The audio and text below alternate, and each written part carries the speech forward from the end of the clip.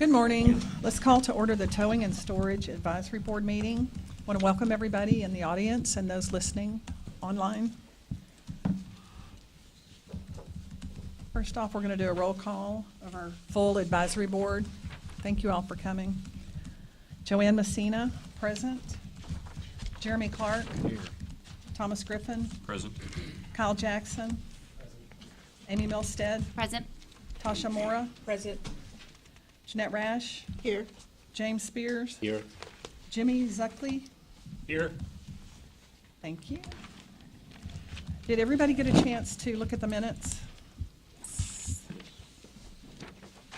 Do we have any corrections or questions? Do I have a motion to approve the minutes? I'll make a motion. Amy Milstead. Second? Jeremy Clark. All in favor? Aye. Thank you. Minutes are approved as presented. Next item on our agenda is public comment. If anybody in the audience would like to comment, please fill out the form that's at the door and turn it in to me. Right now I only have one, and that's Ken Ulmer. Ken, would you like to come up?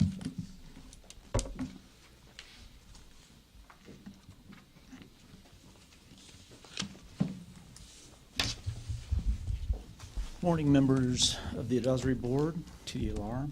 My name is Ken Ulmer. I am the Education Chairman for the Texas Towing and Storage Association. I'm also a tower and a storage facility in Houston. I'm also the Chairman of the City of Houston Automotive Board, so I definitely have my hands full. But there's a couple of issues that I really wanted to talk about, mostly not controversial too much. One of them we've talked about for a very long time. That's the environmental fee. And I'm very, I guess, unhappy that we haven't gotten an environmental fee taken care of in as long as we've been talking about it. And I know that we may have called that fee the wrong thing through the legislature, calling it an environmental fee, but I think it is extremely important to the operation of every vehicle storage facility that I've ever come in contact with for a couple different reasons. For one, we haven't had a raise in our increases in over 15 years. Now, the environmental fee is not a way to get a raise, but it's certainly a way to compensate for some of the costs that we have had that have gone up. And you can imagine in 15 years, I don't think there's a business one that could say our costs haven't gone up in 15 years. And a lot of those fees that have gone up for us are directly related to environmental issues or environmental fees, even though they may not be called that. I have three perfect examples. Our uniform company has an environmental fee, and they do call it an environmental fee, and there is no basis for it whatsoever. It's just a fee that they charge because their costs have gone up to dispose of certain things. The City of Houston charges a drainage fee on every single square foot of property that I have. My drainage fee for the particular piece of property that I store vehicles on is almost $30,000 a year, and that fee is directly related to an environmental issue, flooding. And that flooding, all of the efforts that the city has made to correct that are directly related to that fee. So our fees have gone up. This is a fee that we really need to address. We need to get something on the table and get something done with it. And it's frustrating to not have that fee put in place yet. So that's one of my biggest issues. I have another issue that, and everybody here that knows me knows that I am a huge supporter of TDLR. I think TDLR has made just a huge road for us to make our industry better, professionalize our industry, and really correct a lot of problems that we have. But sometimes agencies, TDLR of course is one of those agencies, could go down a path that I think could be very detrimental. And one of them is a damage issue path. And I've heard from several different towers around the state about some issues relating to them having damage on a customer's vehicle. And I want to make it very clear, in my opinion, TDLR's stance on that should be, did this company have insurance? Were they doing the things that they were supposed to do? Could they have been reckless in what they did? Certainly. And I don't necessarily have a problem with TDLR looking at that, but I do believe these are accidents.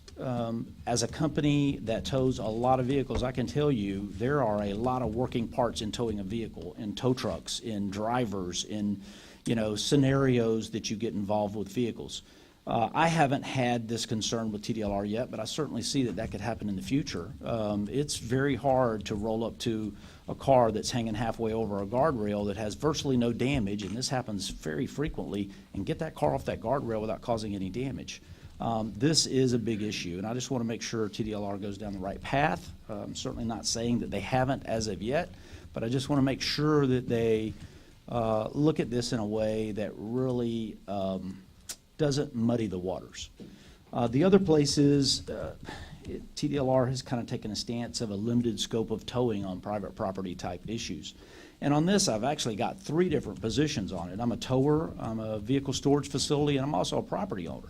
And as a property owner, I certainly would be very concerned if anyone said to me, you know, you own this piece of property, you pay taxes on it, you pay your drainage fees, but we're going to limit you on what you can and can't do about a vehicle that's parked there. That's my property, and I certainly have the right, I believe, to remove any type of vehicle that I don't want there or haven't allowed to be there. And I think limiting the scope of what vehicles I can and can't move are really going to cause some kickback arguments. As a matter of fact, I can't imagine anyone from the legislature thinking, well, you know, let's limit when you can get rid of a car and when you can't. Most of those people own property as well. So that's a really big issue to me, and I just don't want to see TDLR go down a path that really puts them at odds with our industry and causes any more drawback than we've already had. Because I certainly think TDLR is an agency that has made great headway in correcting a lot of problems that our industry had, and I am very, very proud to represent that TDLR is that type of an agency. I teach a lot of classes, and there's a lot of people unhappy with TDLR, and the very first thing I tell all those people is without TDLR, a lot of the problems that we have can't be corrected. So it's very important to understand that I am a huge advocate of TDLR. At the same time, that doesn't mean that I don't think that they can possibly do something that may be going down a path that I'm not comfortable with. Thank you very much. Thank you, Ken. Do we have any more public comment? Okay, next item on our agenda are staff reports, starting with licensing.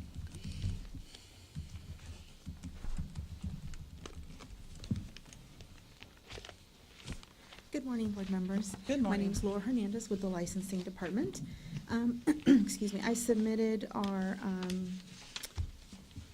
statistics for the towing vehicle storage facility numbers, which are all staying still about the same. If you notice on page 3 of the tow operators, where all the tow operators are listed, I did include the dual licensees that are still, those are still active. And those dual operators will convert to a regular tow operator license at renewal. So that's why the NA is there for new or renewal, because they don't renew them and they're not any new ones. So as they renew, we'll convert those to regular tow operator licenses.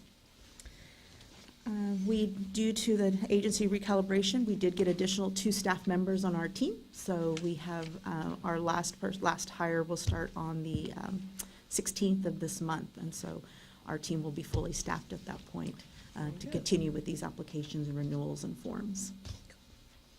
If you have any other questions? Good job. Okay, thank Any you. questions? Thank you. Thanks. Okay, next up is customer service.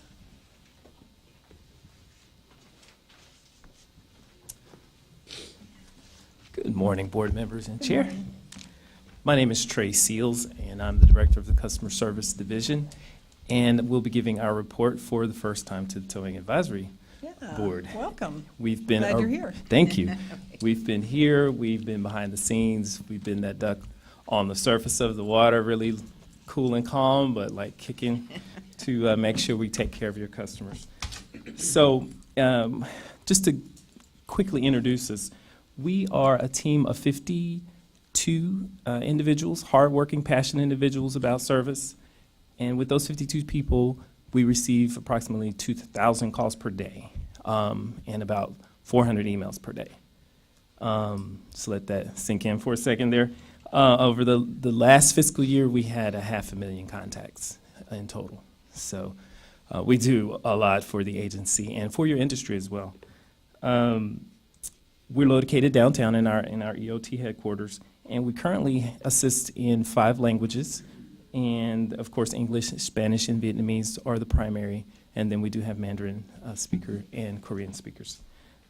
A little bit about me. I've been with TDLR since 2005, so with the agency for a little over 13 years now, and was here when the program for towing came over. So it's been a wonderful journey and to participate in the growth and the relationship between the agency and the industry.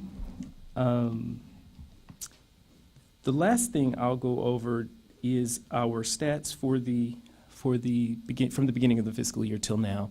You'll see in your report a trending down of those contacts. And we've thought about that a little bit, and I'm attributing some of that to Harvey, some of that to improvements that we continue to make in our operations.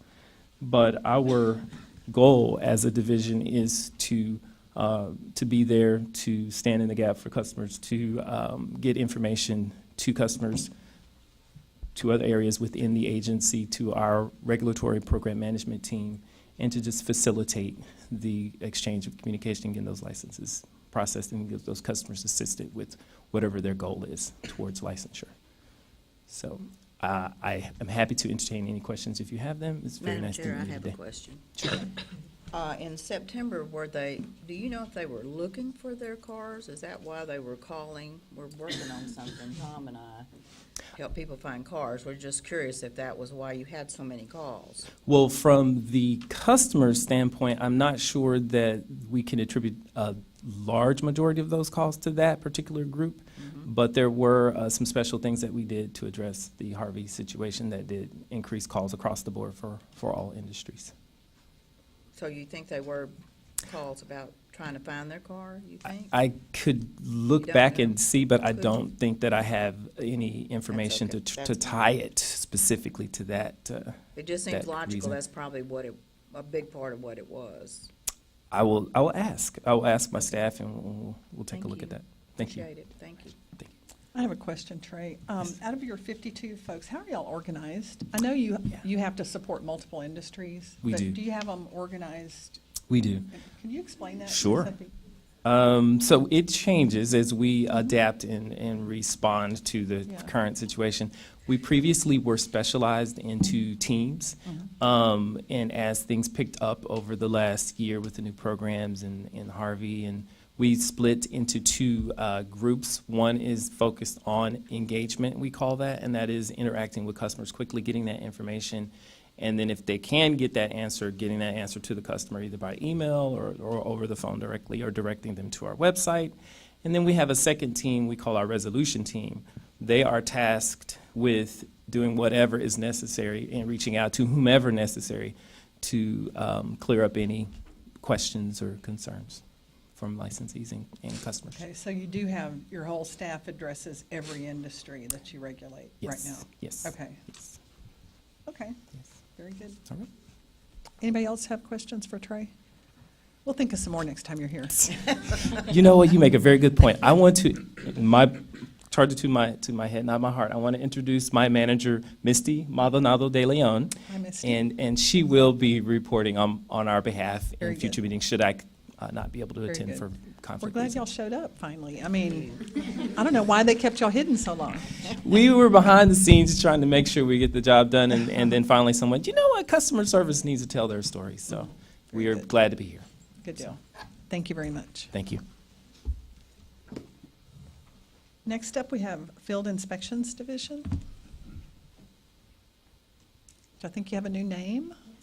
Not you, but your division. I've invested in this name, so. Good morning. I am Tanya Guthrow, the Director of Field Inspections. You're right. We've had a recalibration, and as part of that, our division now is going to be changed, our name from Field Operations to Field Inspections. Our report starts out with our top violations. These are the most common violations found in the second quarter of fiscal year 2018. These are violations found during inspections. So you'll hear a report from enforcement, and those violations are different. They could include consumer report complaints and things like this. These are the violations or items that needed to be corrected that inspectors identified during their on-site inspections. We start out with our tow inspections, and it's followed up with our vehicle storage facility, most common violations. Tanya, I don't know if you're prepared to do this, and if you're not, that's fine, but Maybe. out of these violations, Yes. could you quickly go through and tell us which ones are direct to enforcement? Oh, man, I was just thinking that you're going to ask that question. And I don't know that I can do that, Okay. but we can do that for you next time. That would be awesome, if you Yeah. could code them, so we could Oh, tell. absolutely. Just code them on here, on the report. Mhm. It'd be interesting to see, because I know you're doing more that are not going Yes. direct to enforcement. Yeah. But I don't know the detail, Of and which that would be ones, good to yeah. see on these most common ones. Absolutely. Okay. That's no problem at all. And like you said, that's why I wanted to point out this is different than what you may see from Right. enforcement in their report. Because Very even though good. we wrote a violation, it doesn't mean that it went to enforcement. Very good. Okay? Madam Chair, I have a question. Yes, ma'am. On number 5, it says the heading is standards of conduct, but actually it's about record keeping. So I thought that was kind of a odd. It may be a Heading. category that we have imposed upon a certain section of violations. So when the inspectors go on site, they have a reference guide that they refer to that lists all the potential violations, and we've categorized them in such a way so that the inspectors can, if they're looking at sign, it's a signage category. If they're looking at the tow tickets and different things like that, it's going to be under the paperwork category. I see. Just, Yeah. when you say standards of conduct, that, It implies something, yeah, and this is about record keeping, administrative kind of Sure, thing. So I sure. just was curious about that. Thank you, Tom. Yeah, well, we can work on something that's a little more descriptive for you guys. Thank you. Sure. Our next item is on our new technology, and we are completely up and running with our e-inspections. So this means that the inspectors are able for tow inspections to complete the inspection through an iPad on an electronic system. And so they note any violations, they are able to email the results of the inspection to the licensee at the end of the inspection. And the data that is noted in that electronic form is electronically transferred into our databases, so that inspectors don't have to then go back to the office and data enter into TDLR databases for these inspections. We had to take a hiatus on working on this program because our IT department is busy with many, many other things, but we're about to get back to it, and the next step is vehicle storage facilities. We also have Mike Hanna, one of our inspectors in El Paso, our only inspector in El Paso, attended a tow association meeting, and he was able to answer questions regarding changes to the VSF and incident management tow operator license for us while he's out there. He does a good job being out on his own out in El Paso. We also had tow roundups, a number of tow roundups so far this fiscal year. Most recently, we had one earlier this week, which we don't have the numbers for you just yet. But in March, on the 20th and 21st, we held 2 tow roundups in the Houston area. One of our commissioners, Helen Collier, attended. So we were proud to show her our process out there, and she did a good job of, I saw the picture. of checking her. us. Yeah, that's right. In addition, Susan Stanford, our public information officer, and our new public information officer, Brenda Flores-Dollar, attended to help learn the process. So we're happy to have people come out and visit during those tow roundups. We tentatively have a couple more scheduled in early May for the Fort Bend area, but we'll be putting out more specific information as we get the details. Also, as part of the recalibration, the inspectors that were performing school inspections under the Exams and Education Division were transferred along with that workload to the Field Inspections Division. And we're very happy to welcome Ramon Rodriguez, Lance Carolyn, Amy Henshaw, Delinda Jew, and Roy Cantu to our division, and we're hoping to be able to increase some efficiencies by having them perform not only school inspections, but other inspections along the way. Any other questions? I have just one comment, Madam Chair.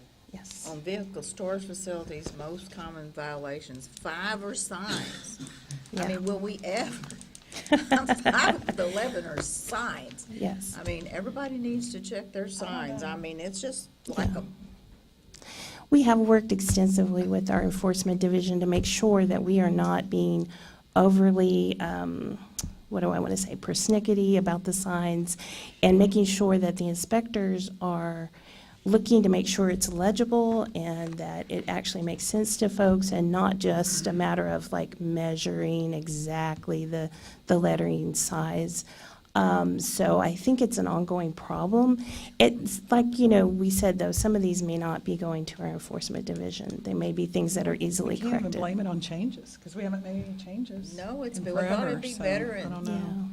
Todd and I don't Letitia know. are out there training and showing, and I thought it'd be better, but it's 5. I do have a comment on the standards of conduct item, Jeanette, you brought up. Yes. Mhm, That catches my eye as well, but if you look back at 86-705, mhm.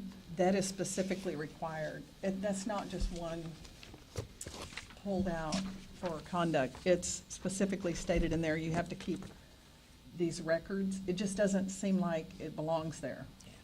Thanks. So that's the reason, because it catches my eye too. I had one this morning, the same way. I'm like, why is it under standards of conduct? But it is. Okay. So that's Cool. the only reason Thank for you. that, good. so. Appreciate All it. right. I have a Okay. question. Yes, ma'am. How come you think some of these top violations are still on there? They've been there like a longer Well- period of time. Do you feel like our towers are not reading this and storage facilities are not reading this? Are they not, understanding what's going on? Because some of them, like the label on the boom, I mean, that's been on there Yeah. forever. Why Yeah. aren't people getting this? What can we do to get the Yeah. word out? That's an interesting question, and it reminds me of when we're setting up a tow roundup, that we actually send out notices and letters to people or the licensees that are nearby, and we literally say, these are the things we're going to check, right? And yet, when folks come to the roundup, we still write violations. So I'm not sure, it sometimes maybe it's just people are so busy, and there are so many requirements to comply with that, I'm not sure exactly. We're happy to continue to make this information available to people and help them understand what the requirements are, but I know as sitting on here, that's the first thing I take back to my office. Here's the top violations, guys. Yeah. Make sure we're in compliance with all of these, Yeah. to go forward. But I guess for our listeners, if you're listening, pull those top violations out and Yeah. make sure that you're in compliance with that, because that is a problem, obviously. Some of these have been here ever since we started. that's true. And it could be that, while there are not as many of them, these are still the top violations, They are posted on the website, though, and so they're available for anyone to see, and we try to update it every quarter. Thank you. Sure.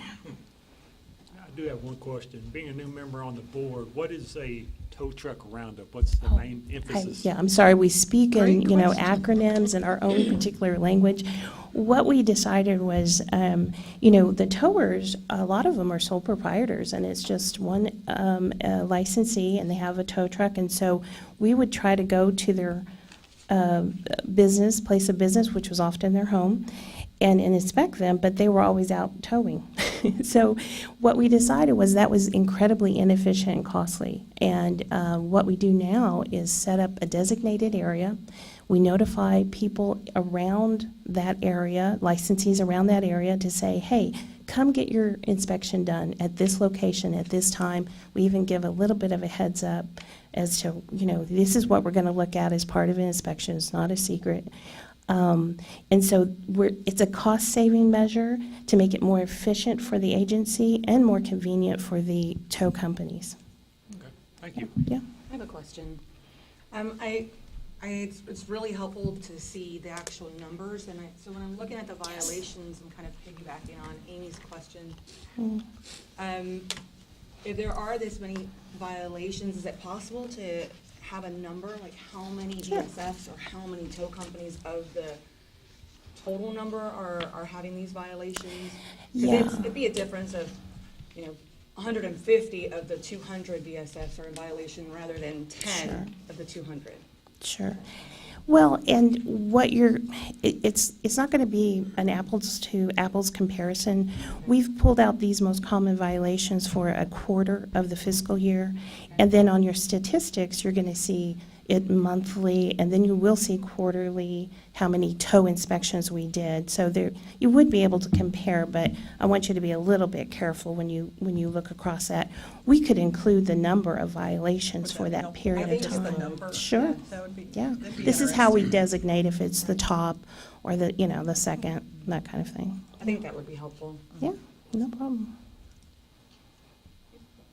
And maybe even just the total number of violations? Is that something you have at your hand? Yeah, well, the total number for the quarter is listed in your statistics, which is the last page of our report. So that's going to be very easy The to total number of provide. inspections or violations? Exactly. We can tell you the number of inspections, but this is the violations. So they're not going to correspond, because some people didn't have any violations. But do you have anything that gives you the total tow violations? Is that something you collect? Yes, If you could just stick that on the bottom of this, too. absolutely. We can do that I don't want because, to add a lot of work, because I know y'all are, Yeah. but if it's well, something and you I'm just very easily saying yes, because our lead facilitator, Julianne, will do it. So she may be listening at her desk going, what? If it's, I think we mean, can do it, though. if it's something that's there and you can put it, just transfer it over, Yeah, that's great. no, I think we're gathering those numbers, and this is how we're saying these are the top ones. That would tell So, us we have 20, this violation out of 100. That's yeah, the ratio maybe or something. sure, yeah. I think we can do it. If we can't, I'll show up next time and explain why, if we Okay. can't do it. Thanks, Tanya. Sure. Did you finish your report? Yes, We ma'am. interrupted you a lot. No, Sorry. that's Did anybody else okay. have Not anything? at all. I'm happy that you guys have questions. The last page was our statistics showing the number of inspections completed. That's the Any end of more our report. questions?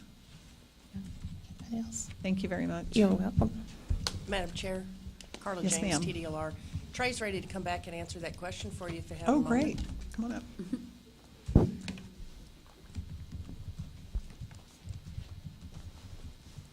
Trey Seals, Director of Customer Service. Really quickly, checked in with my staff, and they agreed that it was, to your question, more about new companies calling for questions about how to assist in the state, what were the requirements to become licensed, and those kinds of inquiries, but not questions about vehicles. Thank you very much. Thank you. Very important. Thank you, Trey. Next on our agenda is Enforcement Division.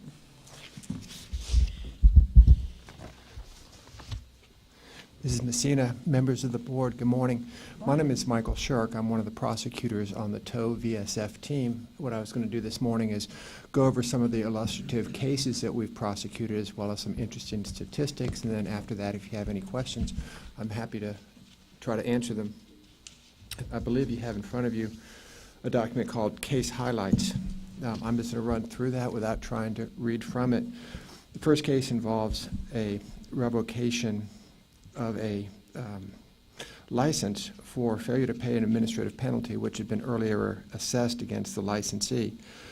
This is an interesting case because the state does take very seriously our obligation to collect the monetary penalties which are imposed on licensees for violations of their law, of our law. We've got a number of devices, and one of them, of course, is going through the revocation proceedings. The next case involves a towing company by the name of Black Bull Towing out of the Dallas-Fort Worth area. This was an agreed order for $30,000 as well as a refund to all of the consumers who were subject to illegal tows. As you can see in my document, one of the violations was also a violation of an order of the executive director. When we enter into agreed orders, typically one of the requirements is that the tow company remain in compliance with all laws and regulations governing the operations of tow and VSFs. Future violations then can be treated as a more serious violation of failure to comply with an order of the executive director, or if we assess penalties and those are not paid, those are also violations of an order of the executive director. This is an interesting case because of the model that we used in the disciplinary response. We also required the respondent tow company to engage in 4 hours of continuing legal education, specifically on that module of laws and regulations governing the conduct of tow operators.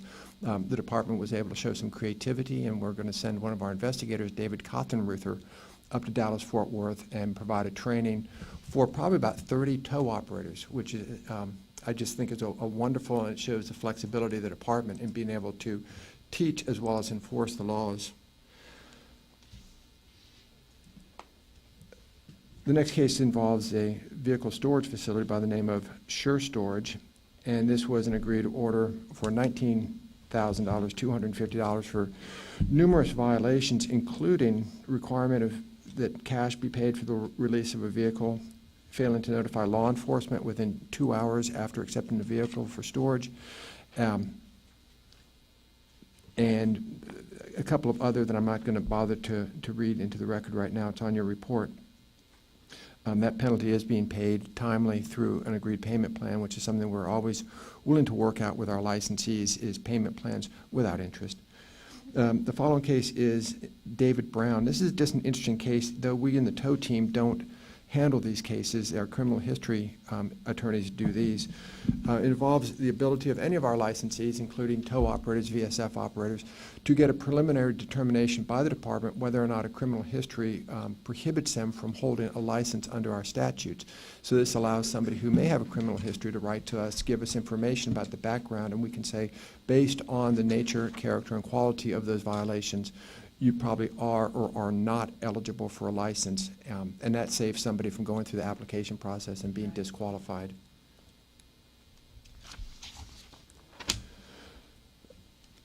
The next case involves Big D Tow Company.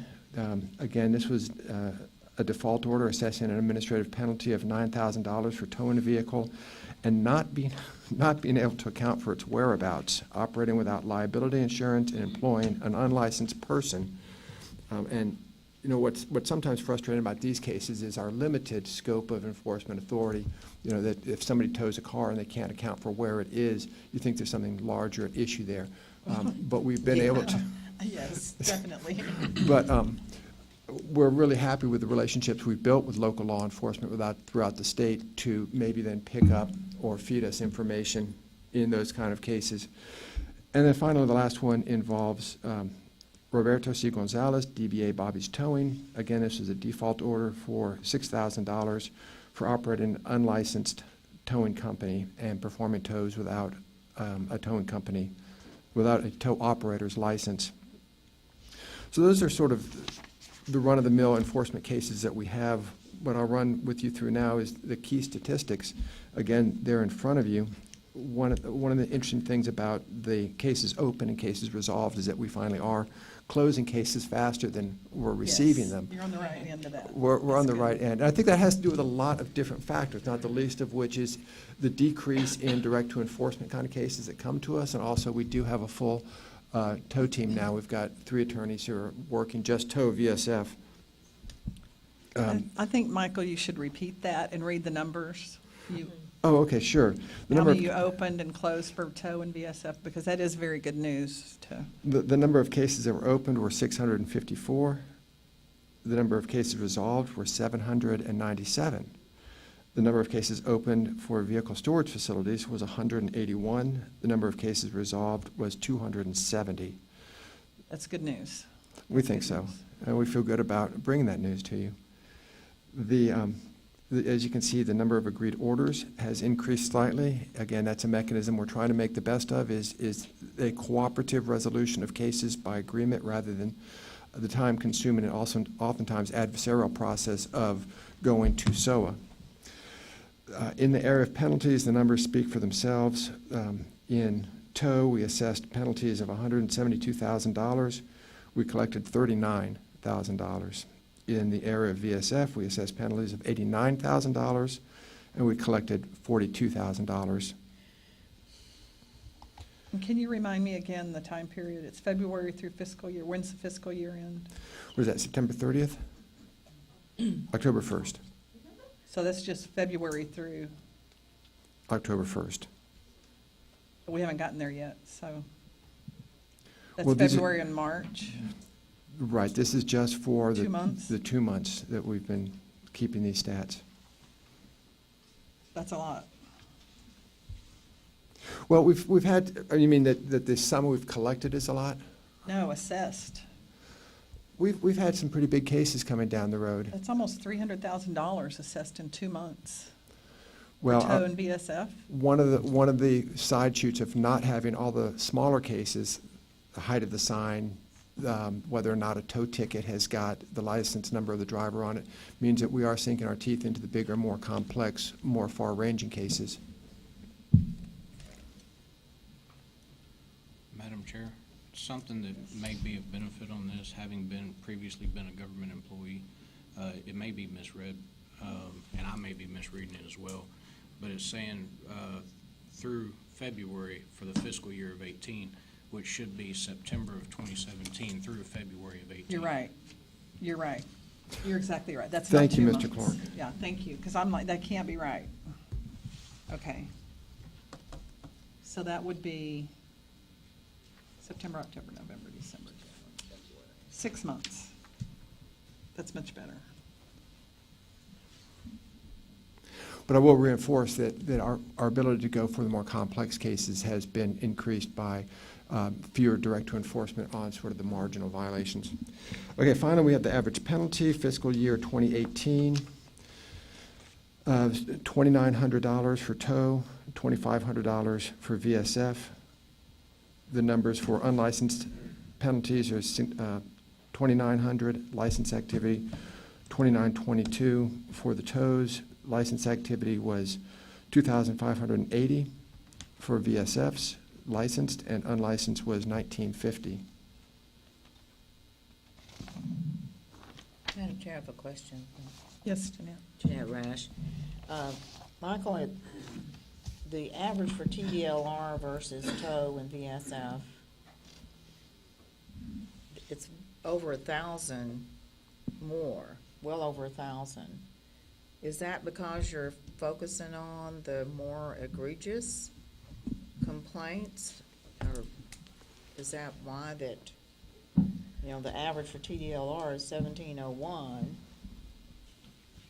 versus 2,544 for VSF, 2,919 for tow? It's well over 1,000 over the average.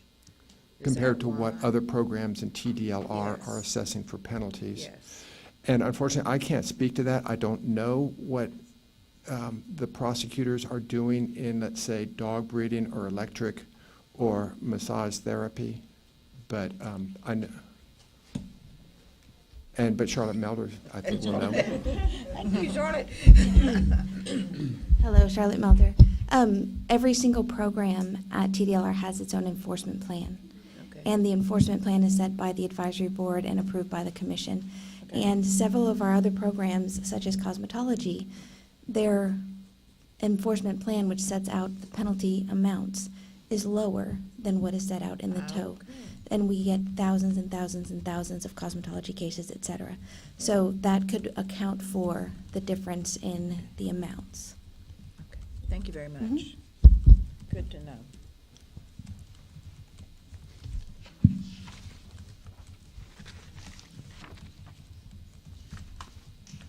You should have also received page 3, which is the top 10 violations in disciplinary actions for tow VSF. I can go through those, or if you want to go directly to questions, I'm happy to answer the questions, but you see that didn't tow in a safe, competent manner. It seems to be at the top of the list for towing violations. That's the new one to be even on the list, isn't it? Am I right? Is that new? I don't remember it. I don't recall seeing it.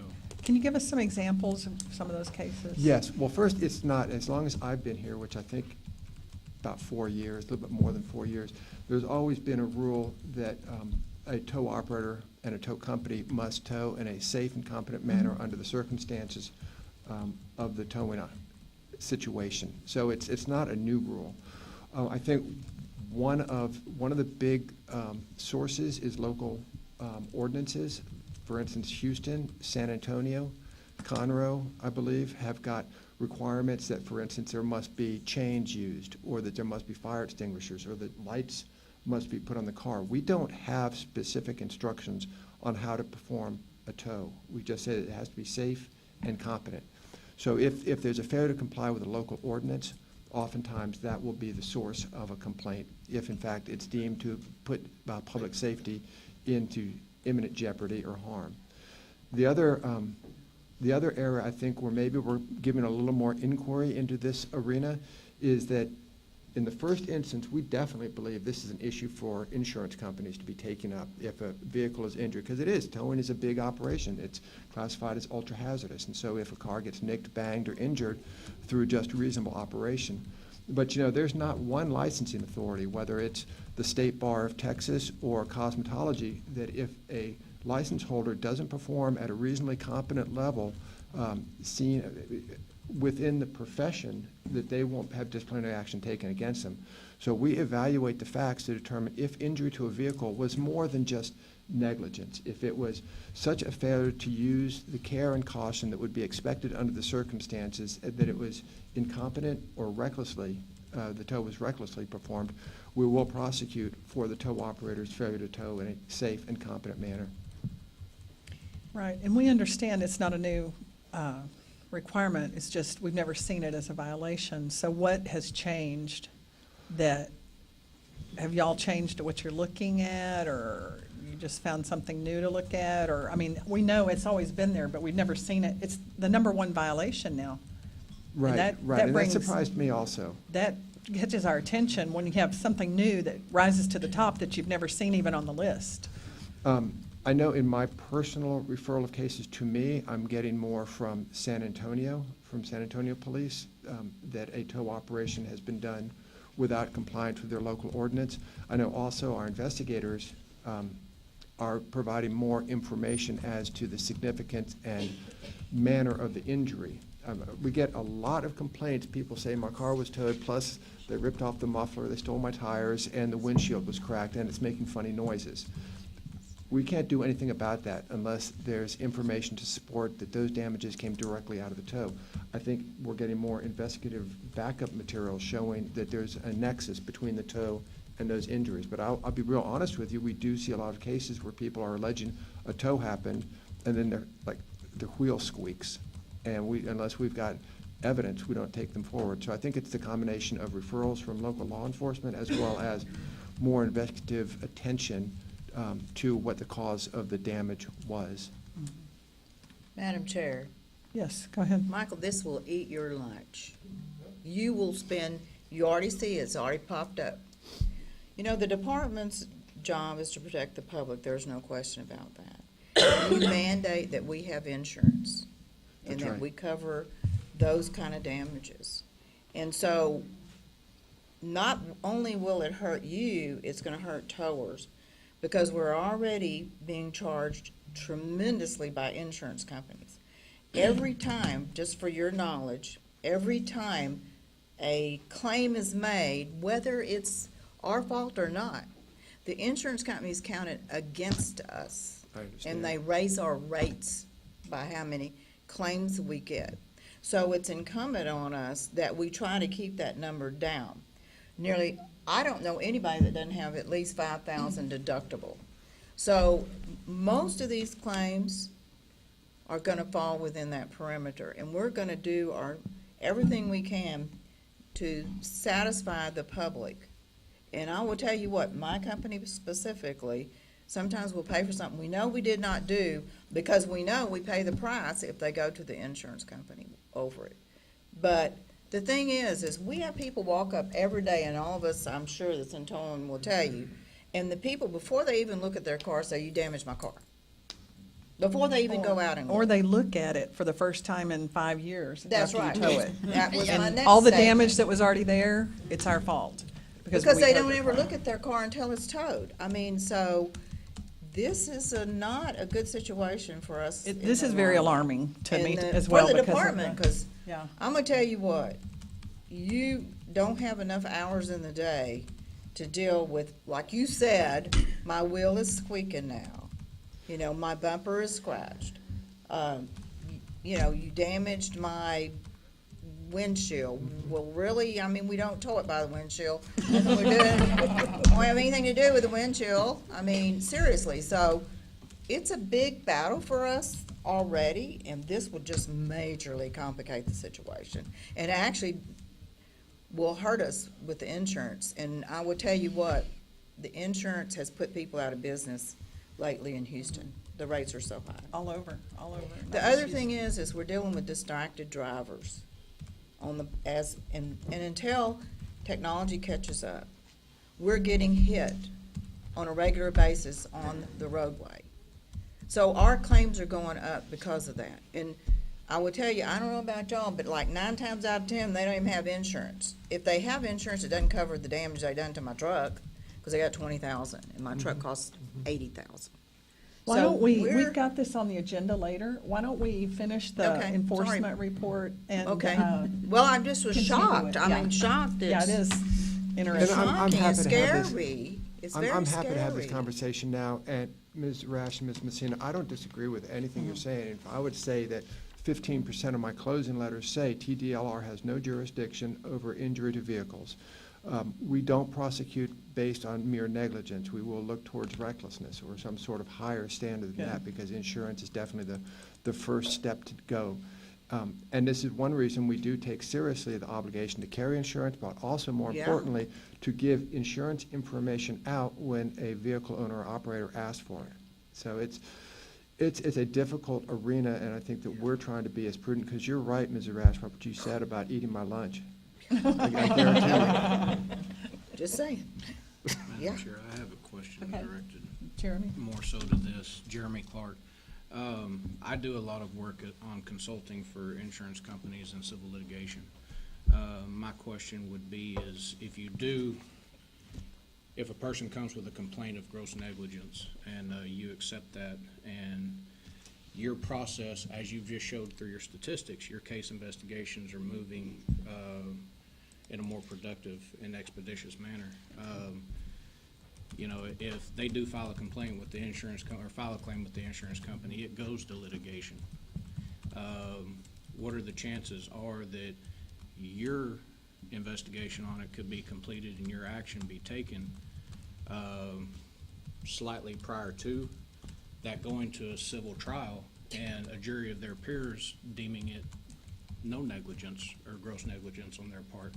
Then, you know, do you have parameters in place to try to help protect that so that the cart doesn't come before the horse, per se?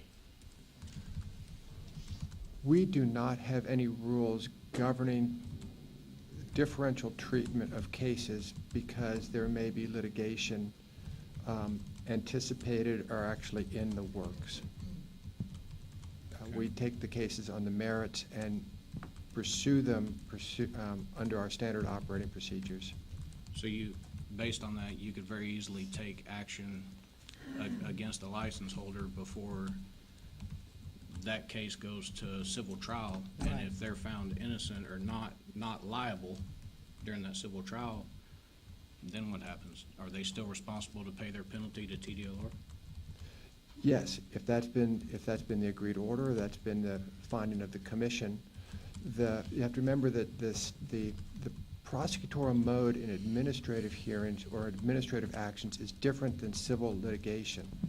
There's some nuanced changes about, in administrative prosecutions, all we have to prove is the facts occurred. In civil litigation, generally, you have to have some sort of mindset. I don't want to get too much into giving opinions of law, but I'll just go back to what I said earlier, that if we have a case, it comes in, it has merit to take forward through our notice of alleged violation and notice of hearing, we'll take it regardless of the existence of litigation. Interesting. Thank you. Are there any other questions I can answer while I'm up here? Yes, I have a question. Jimmy Zielke, what's your definition of, I noticed one category lacks honesty, trustworthiness, and integrity. How do you determine that in your violations? It's hard to give I would say that if a statement is made which is intended to get somebody to act in a certain way or to intentionally deceive, defraud, or confuse them, that's lack of honesty, integrity, and trustworthiness. So it's more than just a misstatement or an erroneous statement. It's one made with knowing falsity, with the intention of having somebody rely on that falsity. In what conversation? Inspector talking to the driver, or? No, it would be a licensee talking usually to a vehicle owner or operator. It might also be a licensee talking to Copart, a tow company that's moving a car for an insurance company. It might also be a licensee talking to an insurance company. You know, I will give you one example out of Houston where a vehicle storage facility was having people sign powers of attorneys and release authorizations, telling them that they needed to sign those in order to get their belongings out of their vehicle, when in fact those documents were transferring the vehicle to unlicensed repair shops. And so that's lack of honesty, integrity, and trustworthiness. Understand now. Thank you. Thank you very much. Thank you. Thank you, Michael. Madam Chair, Carla James again. I believe Tanya's got the answers that y'all were seeking, so if we can have her come Oh, up. great. Some of them.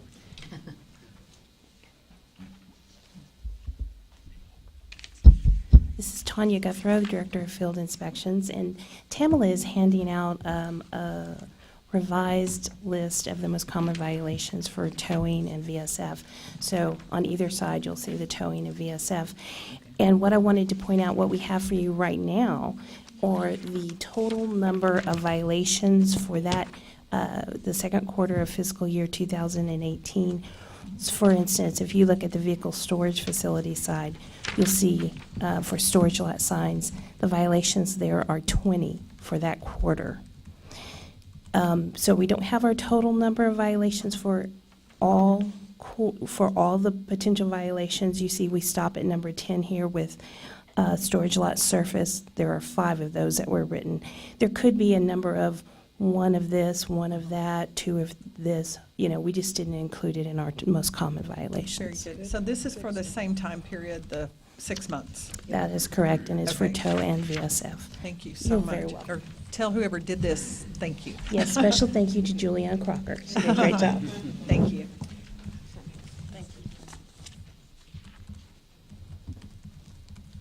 Okay, next up is our Education and Examination Division. Good morning, Madam Chair, board members. Thank you for being here today. Lady Grantham with Education and Exams. Before you are the reports with C's statistics of approved providers and approved available courses on our website. And that's all I've got today. If you have any questions, I'll be happy to answer. Board, anybody have questions? Thank you very much. Thank you. Todd and Tasha, Regulatory Management, Program Management.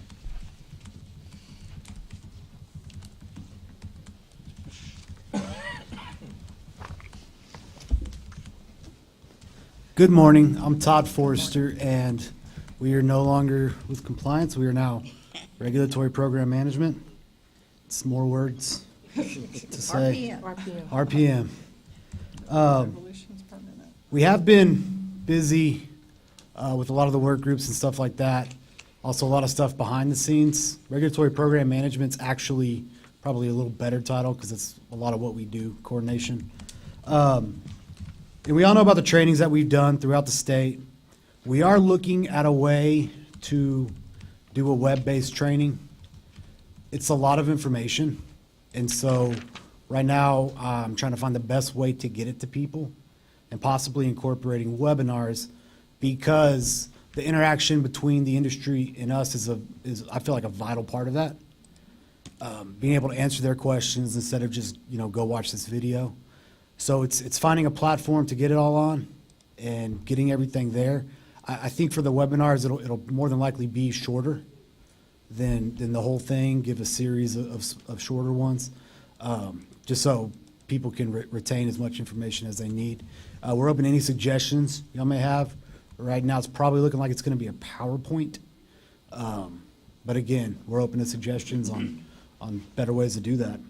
Yeah, just please, whatever you do, keep the interaction because that's Right. the most, we agree, that's the most important.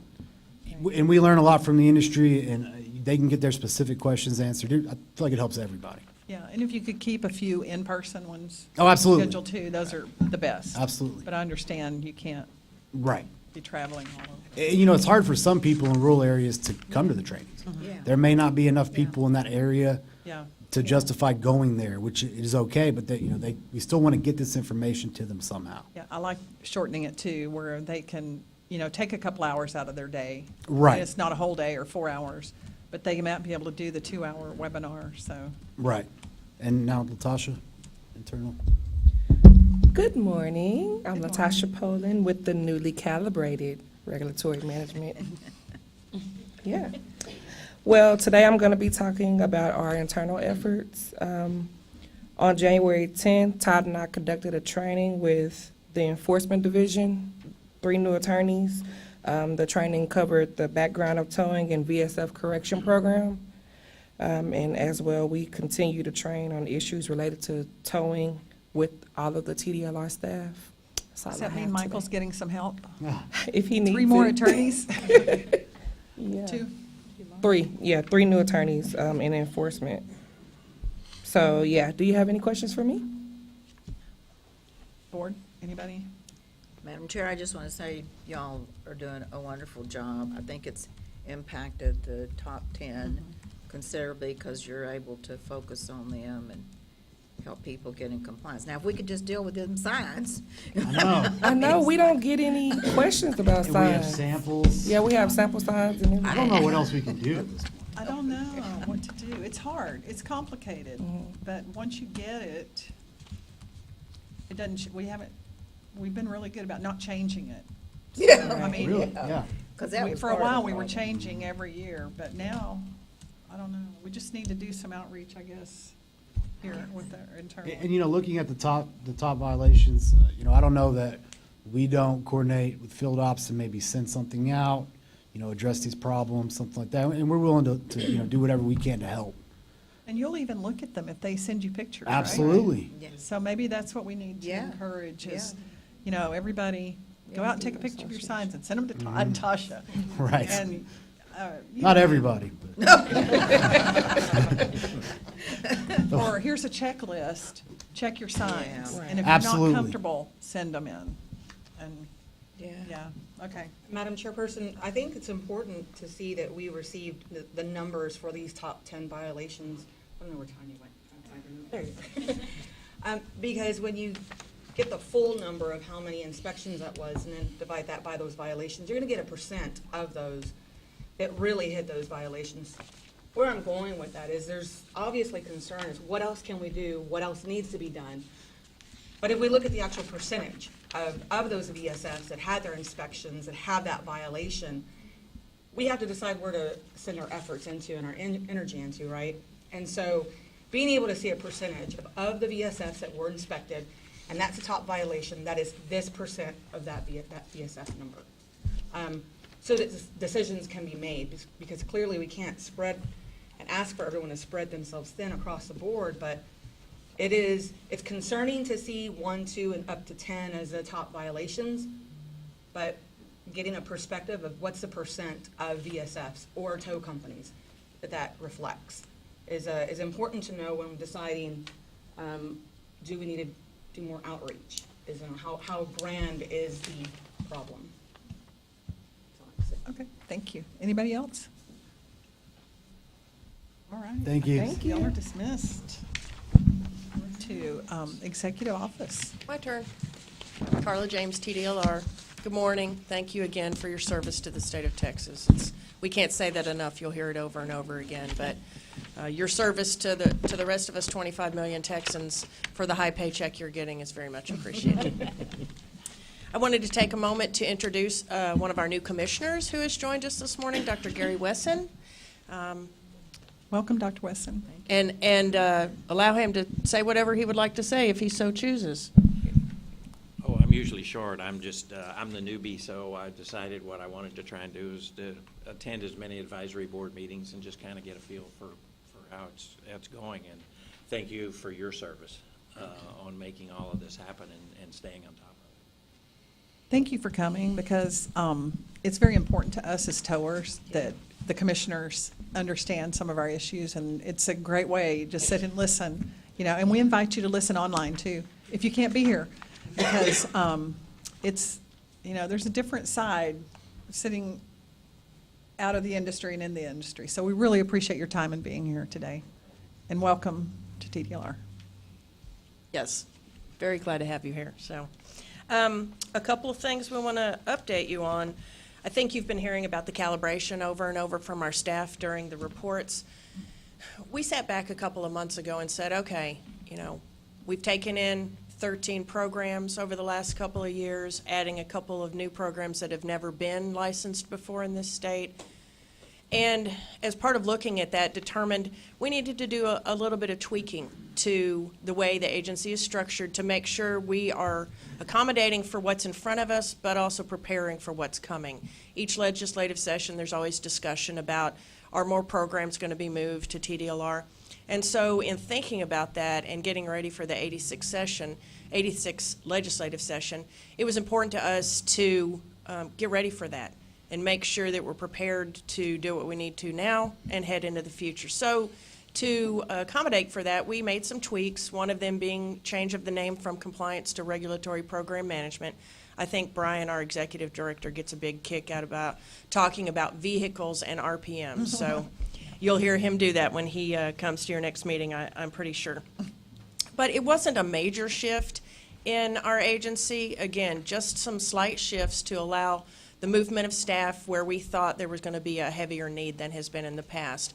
And because we are such an innovative agency and use information technology to further reach out to the industries and to allow our staff to be able to do more with less, we were able to make some of those tweaks that I feel very confident will move us into the future and prepare for anything that may be coming. So you'll hear that over and over again. Calibration, movement, calibration. It sounds a lot bigger than it was. So I don't want to scare anybody that you've got 50 new people working on the TOW program and the VSF program and they don't have a clue what they're doing. That is absolutely not the case. So whenever anybody hears calibration, they step back a little bit. We've got you covered, no problem. I did want to talk for a second about our strategic planning process. About half of the room that you see here today, I got to hang out with yesterday, so that's pretty cool. We had our first strategic planning sessions in Arlington and El Paso yesterday, and to back up a little bit, for those of you who have not been exposed to strategic planning, all state agencies are required by law to conduct strategic planning once every 2 years to give the legislature an idea of what's coming, what we're going to ask for, what needs are in the professions that we regulate. And I've worked at a number of state agencies.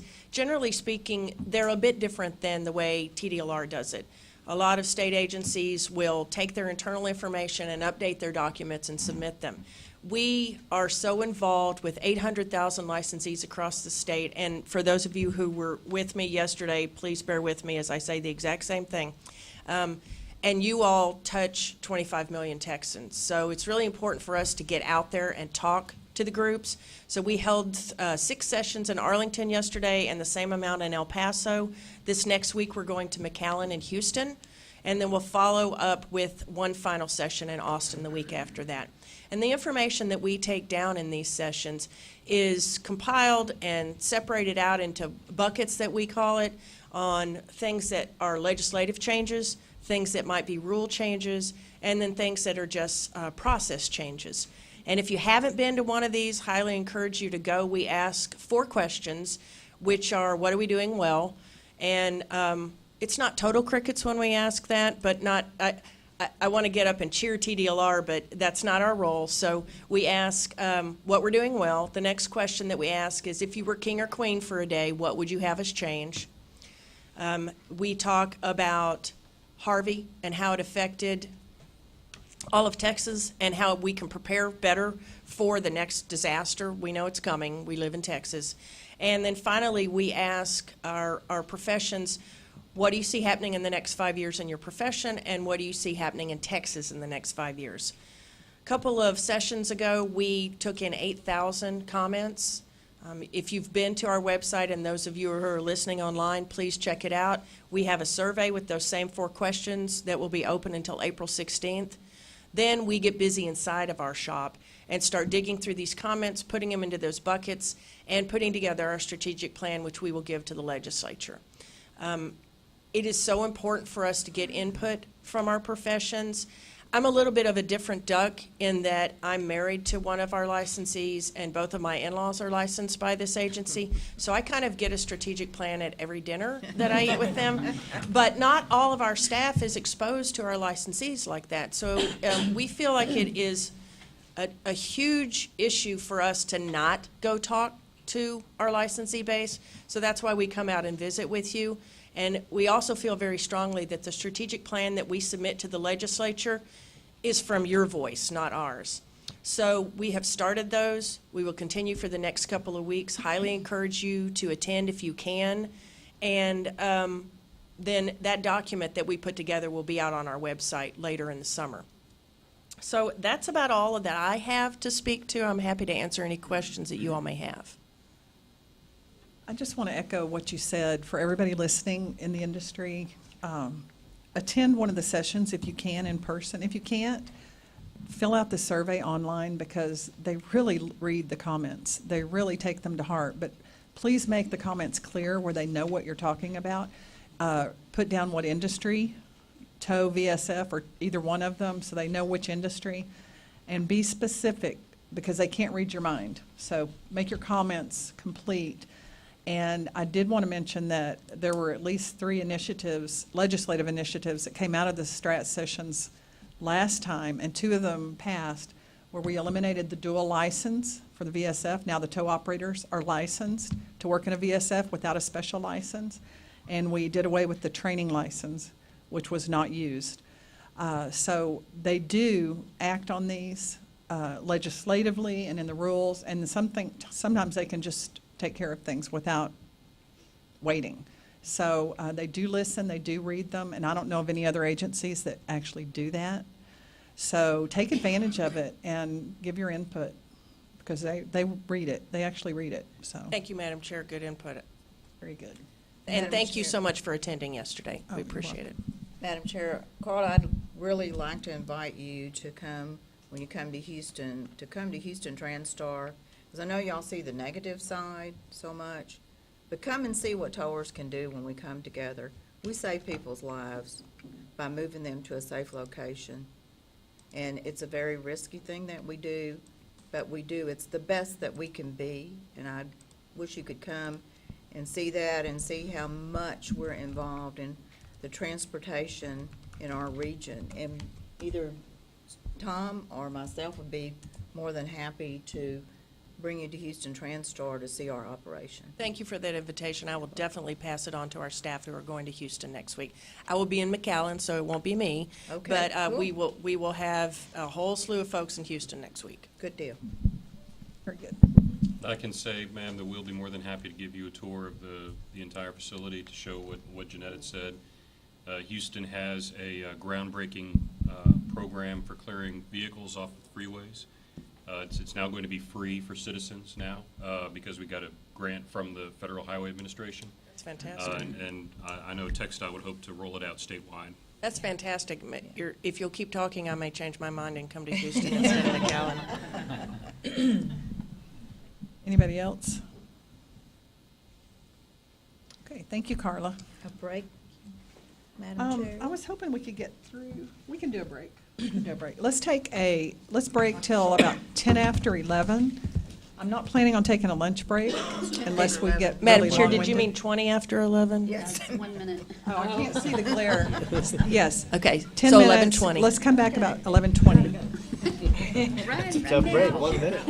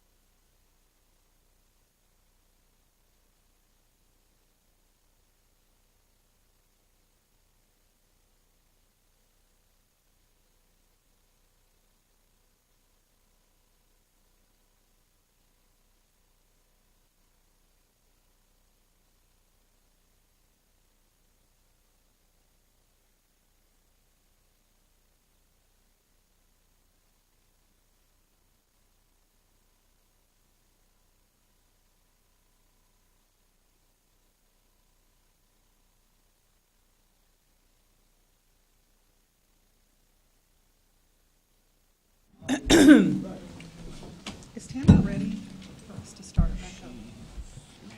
No idea. Are we good to go? We're good to go. Okay. We're going to call the Towing and Storage Advisory Board meeting back to order. And I have one thing before we get started on the next agenda item. We have a new report on our desk from Carla. Thank you, Madam She's Chair. going to explain it. Carla James, TDLR. So I think we have iteration number 3 of the most common violations found during inspections. I've put that at each one of your computers with the numbers that you were requesting. So behind each one, you will see a number at the end of the last sentence, and that reflects how many of those violations. Okay, very Thank good. you. Thank you. Thank you so much for getting this. And for thanks us. to our field operations staff for being so expedient. Yeah, I appreciate that. Okay, now we're going to get into the nitty-gritty. We're on agenda item F, discussion and possible request to publish for public comment on proposed amendments to Chapter 86. Good morning. Elizabeth Salinas Strittmatter, Assistant General Counsel, here today to present the draft rules for Chapter 86 and Chapter 89, but we'll get to Chapter 89 after we talk about Chapter 86. Chapter 86 has two significant changes. One is a repeal and one is addition of a series of rules. I'd actually like you to turn to page 3 so that we can look at 86.213 licensing requirements, towing operator training license first. We currently license 8. We currently have 8 tow training licenses out there in the state of Texas. As the chair mentioned earlier, that is one of the issues that was taken up by the legislature last session as being sort of something that wasn't really necessary anymore in the industry, and it wasn't being used.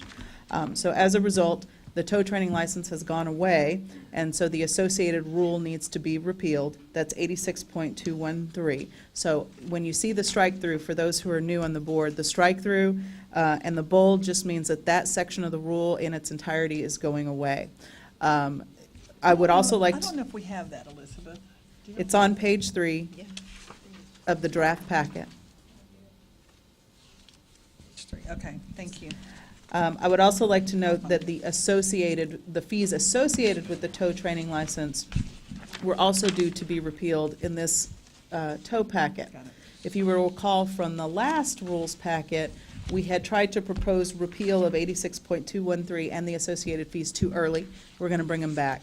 Somewhere in the translation of publishing those big rules last time, the fees got repealed. So the fees are already gone. We didn't want to go back and put them back in, only to repeal them back out. So that's why you're not seeing a repeal of the tow fees in 86.800. They have already been repealed, although everything is still in effect until September 1. September 1 is when the tow training license and the fees will both go away pursuant to the statute. Are there any questions related to the strike-through of 86.213? Okay. So let's move on to the changes to 86.705. The changes to 86.705 are seen in both SB, or a reflection of statutory changes made in SB 1501 and SB 2065, specifically in relation to 2308.205, 1 and 2. Now, what I'd like to do is, because there are quite a few rules that we've added in, I'd like to give you some kind of background so that you'll know what's going on here.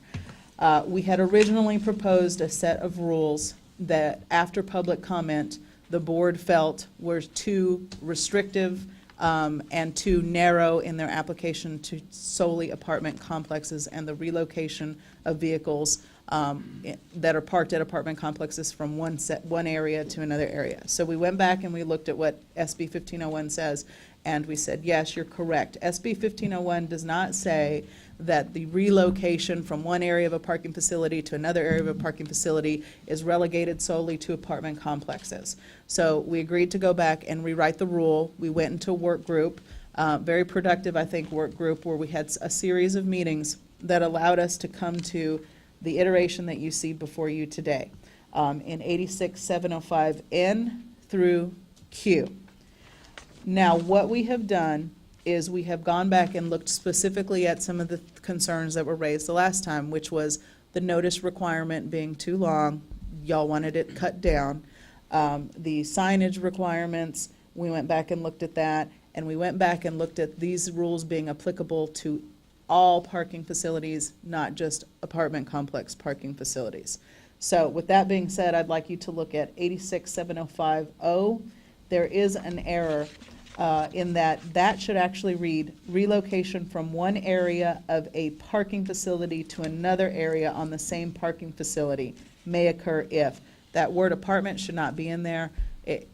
We all missed it. It was not taken out. It will be taken out prior to publication. So to be clear, what we are talking about is a non-consent tow on a parking facility lot from one location on the parking facility to another location on the parking facility. So within that parking lot. And this is going to be applicable to any parking lot or facility. So what we have. Except the university. Except universities, right. And so that's interesting. I was just getting ready to mention that. University towing has its own statute that is applicable for special events that occur on university campuses. What we did was we went and we looked at the university towing statutory requirements, and it's very specific in what has to be done in order for a university to be able to tow from one location on the university to another location on the university. And we attempted to mirror as best as we could those requirements, because we are talking about the same type of tow. We're talking about a relocation on the same property. And we didn't think that it made sense for us to have different rules applicable to a parking facility over here and different statutory requirements for a parking facility on a university property. So to the best of our ability, with some changes, we took those statutory requirements for university tow and we used that as our template. Then we went in the work group and we said, what needs to be changed with relation to parking facility relocations, non-university parking facility relocations? And so what we got is what you see here. And because there are so many, I don't know, Madam Chair, if you want me to read through each of these underlined sections, or if you want to just start taking questions on the underlined sections, how would you like to handle this? Well, why don't you go through each one? Okay, so. Is that okay with everybody? That's fine. Let's do Do you that. want to take questions after each one, or do you want me to Yes. read the whole thing? Yeah, let's look at each one. If nobody, there probably won't be questions on most of them, but let's go through one at a time. Good. All right, so if you look at 86.705N, we have inserted language in the rule to say, a vehicle owner or operator may request that a vehicle subject to a non-consent tow be taken to a location other than a licensed vehicle storage facility. That was originally put in there because there were concerns expressed that perhaps consumers did not realize that they could ask a tow driver in a non-consent tow to take it to somewhere other than a vehicle storage facility. But I believe, Madam Chair, you have some comments on that. Yeah, that's addressed in 86.700, and I would like to strike this and keep it out of this section because it's worded better in the other section. It says if the tow operator agrees, and that would keep some redundancy out and some extra wording. So I'd like to take that back out. And don't I think see it's no legal necessary. problems with taking it back out. And I actually agree with you that 86.700 is better wording and more accurately reflects what the statute actually says, because the statute does say in 2308.2051, the towing company agrees to take the vehicle to a location designated by the vehicle's owner. So I would be fine. There's no legal problem with striking it out. It's already reflected elsewhere in the rules. Okay. Would you like to make a motion? I make a motion that we take in, out. Okay. Do we have a second? Second, Jeremy Clark. All those in favor? Aye. Any opposed? Okay, we all agree, take that out. All right, let's go to O. And O is one of our bigger sections, so I'll just kind of take it sort of in topics. Excuse me. Relocation from one area, and again, we've already talked about this, of a parking facility to another area on the same parking facility may occur if, number one, signs complying with this section are installed on the parking facility a minimum of 72 hours preceding relocation.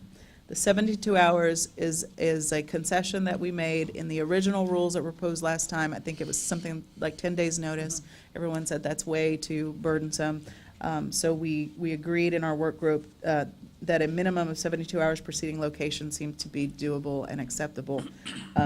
Do you want to talk about that, Joanne, before I move on? I don't have anything. Anybody else? Okay. 2, each sign required under this subsection may be temporary and must, A, be mounted on a pole, post, wall, or freestanding board, B, be at least 18 inches wide and 24 inches tall, C, installed so that the bottom edge of the sign is no lower than 2 feet and no higher than 6 feet above ground level. I think we can take those 3 things before I move on to number 3. Okay, on C, my only concern there is the 2 feet limit on a freestanding board sign might be excessive. I think maybe 6 inches might be good, but I'd like to hear the board's input on that too. I would agree, Madam Chairperson. I haven't seen too many of the board signs that are at least 2 feet off the ground. The feet are usually a little bit lower. Right, and you'd waste so much of your sign area by doing that. So I would like to see that lowered. Kyle, do you have any thoughts on that?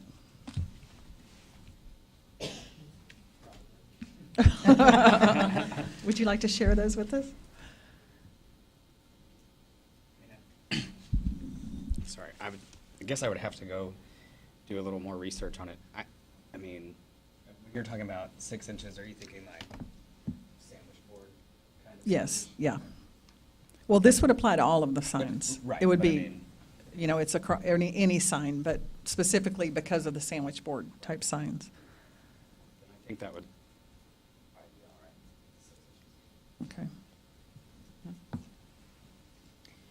Okay. So what I'll do is I will, we'll proceed through here, and any changes, when I ask for permission to publish, we'll review whatever changes. You know what, Let's I do that. apologize for this, but some of the we have a lot of new board members. Mhm. Could you just briefly describe the process we're going through? Absolutely. And where we are with that, so they'll understand? Absolutely. This is not final, what we're doing. Right. Where we are is, what's happening today is we have these draft rules. And I'm coming to the board, and at the end of my presentation, I will ask for permission to publish. Y'all will have a discussion. Somebody will make a motion. You'll decide whether you want to publish or not, or whether you want to send them back for reworking. If you decide to publish, we will then go back and we will prepare these rules for publication in the Texas Register. The earliest date that I'm told we could possibly publish would be April 27th, and that's based on timeframes that the Register sets out. Okay, so then these will go out, assuming we would get permission. These rules would then go out, they would be published, and from the date of publication, the public has 30 days to provide input. At the end of those 30 days, we gather all the comments. Now, I check the comments periodically throughout the 30 days to see kind of what's happening and what the tone of the comments we're getting are, and where there might be some areas that I need to look at again in terms of drafting. But at the end of 30 days, all the comments are closed, and then I will come back in the next board meeting and I will present to you the public comments.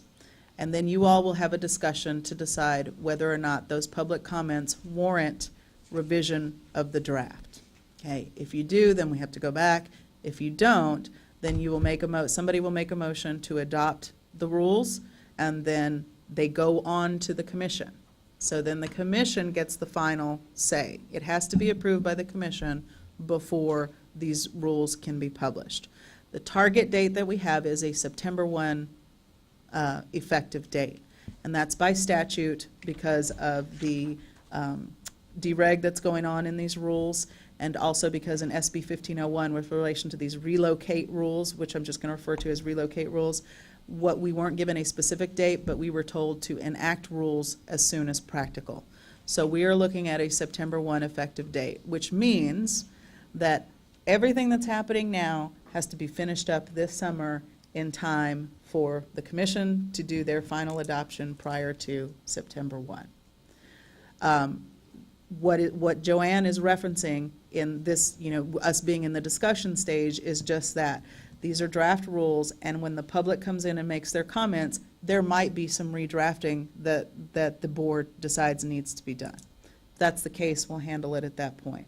Or the board will say, no, we're going to go ahead, and we're going to go ahead and recommend that the commission adopt these rules. But even though this isn't our final say on these, we want to get them as close as perfect as we can, because if we don't, we have to republish and start over. So. Right, so we it's wanna very get them- important that if you have concerns today, that you make those concerns known, because they're gonna go out in the form we discussed today, they're gonna go out to the public, and the public's gonna be commenting on what is in front of them. Right, so if you have concerns today about what's happening here, and you want some changes, then we need to discuss them now, Now's so the that we time. aren't going back and republishing, after we've already published. Okay? Thank you very much. Any Yes. questions? Okay. Sorry to interrupt. but No, thank that's you. fine. Thank you. Let's move on to 86.705.3.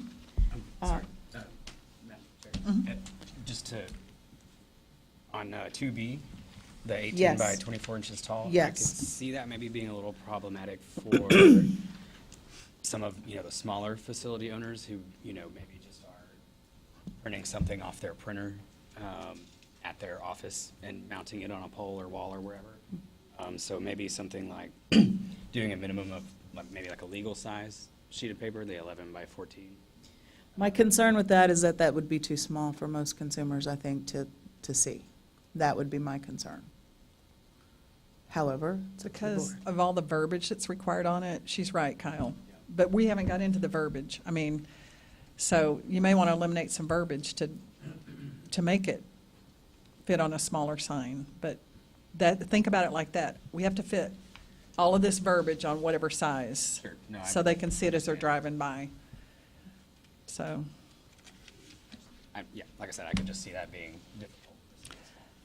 And then maybe that we get comments during the public comment period that warrant us having to go back and reevaluate. the other thing, as we worked in our work group, we talked about, I think the rules are written where these signs can be reused. Is that right, Todd? Yes. So that they don't have to make new ones every time they do this. They could make some relocate signs if they do them properly, if they word them properly, that they can store and use again. So that's the intent. So as you read through this, let's make sure we achieve that. Correct. Can I move on to 3, Madam Chair? I think we're ready. Yes, okay. Each sign required under this subsection must contain a red international tow symbol on a white background, a statement designating areas which is, I think that should be that are temporary no parking area, and stating that vehicles parked in the designated area will be relocated to another location on the same parking facility, and must contain, I'll just say that for people who are listening to this being read, it also must contain the location where vehicles will be relocated if known, or a telephone number including area code that is answered 24 hours a day to identify the location of a relocated vehicle. Would you like to talk about 3A through C? I don't have anything. This is just some of the verbiage that causes the sign to be so large. So, anybody else have anything? Okay, I'll move on to 4. Each required sign must face and be conspicuously visible to a driver that enters the area of the parking facility from which vehicles will be relocated. Do you have any questions about 4 or concerns on 4? 5, each required sign must be located, A, on the right or left of each driveway or curb cut through which a vehicle can enter the area subject to relocation, including an entry from an alley abutting the facility, or B, at intervals along the entrance to the area subject to relocation, so that no entrance is farther than 25 feet from a sign if I, or 1, curbs, access barriers, landscape, or driveways do not establish definite vehicle entrances onto the area of parking facility subject to relocation, and the width of an entrance to an area of relocation exceeds 35 feet. Before we open this up for possible comments, I'd just like to say this language is mirrored in the university tow statute. So there's nothing in here that university tows are also not required to adhere to.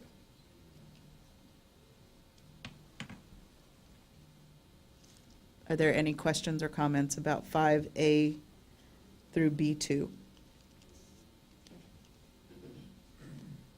No? Okay. P, Upon request, the parking facility owner or agent must provide the contact information for the tow company responsible for the relocation. Are there any questions or comments about that? No? Okay. And Q, a peace officer is authorized to direct the relocation of a vehicle from one location on a parking facility to another location on the parking facility to further public safety. Are there any questions about 2? I just have a question legally. Is that necessary? Don't they already have that authority, or? They do have the authority, it's in statute, but because if you look at SB 1501, there was some language added in there, and I'll just read what it says. The commission shall adopt rules authorizing a towing company that makes a non-consent tow from a parking facility to tow the vehicle to another location on the same parking facility under the direction of the parking facility owner, a parking facility authorized agent, or a peace officer. Because that language was added in the statute, we felt that it was necessary to say it in the rule as well. Okay.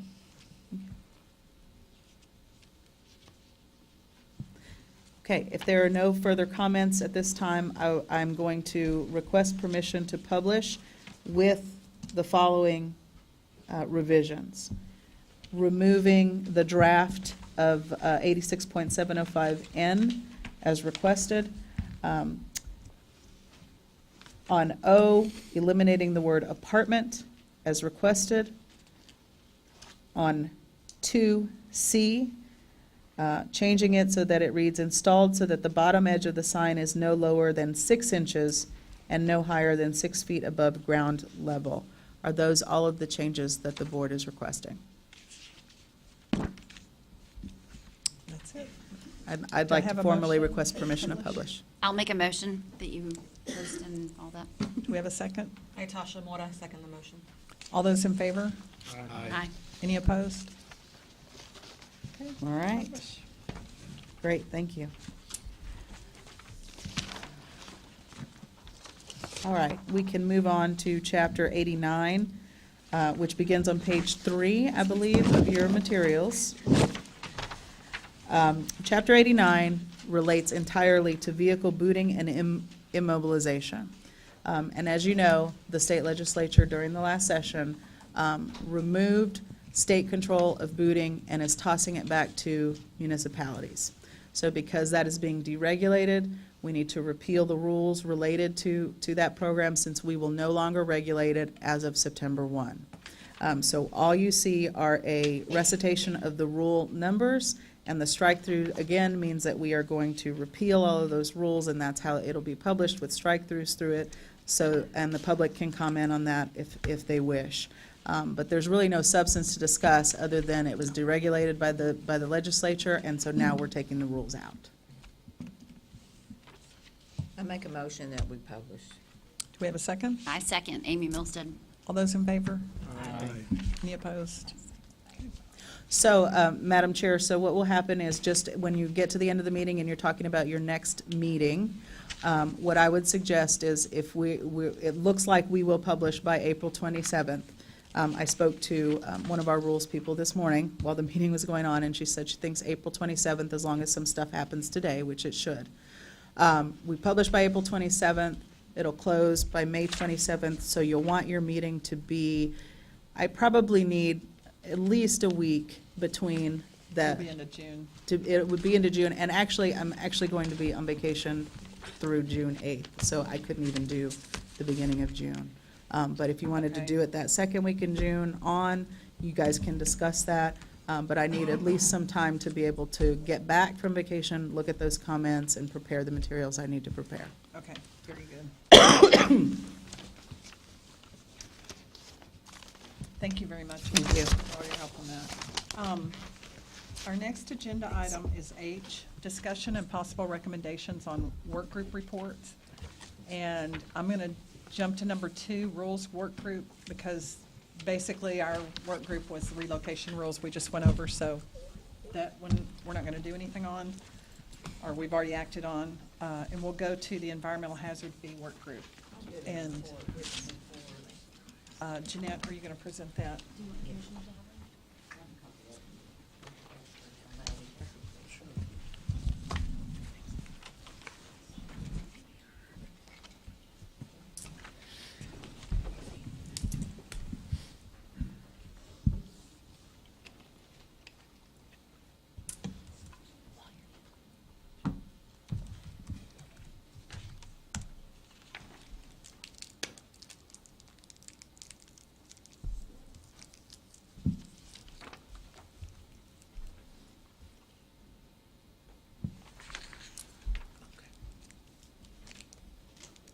ready for Yes. discussion? Yes.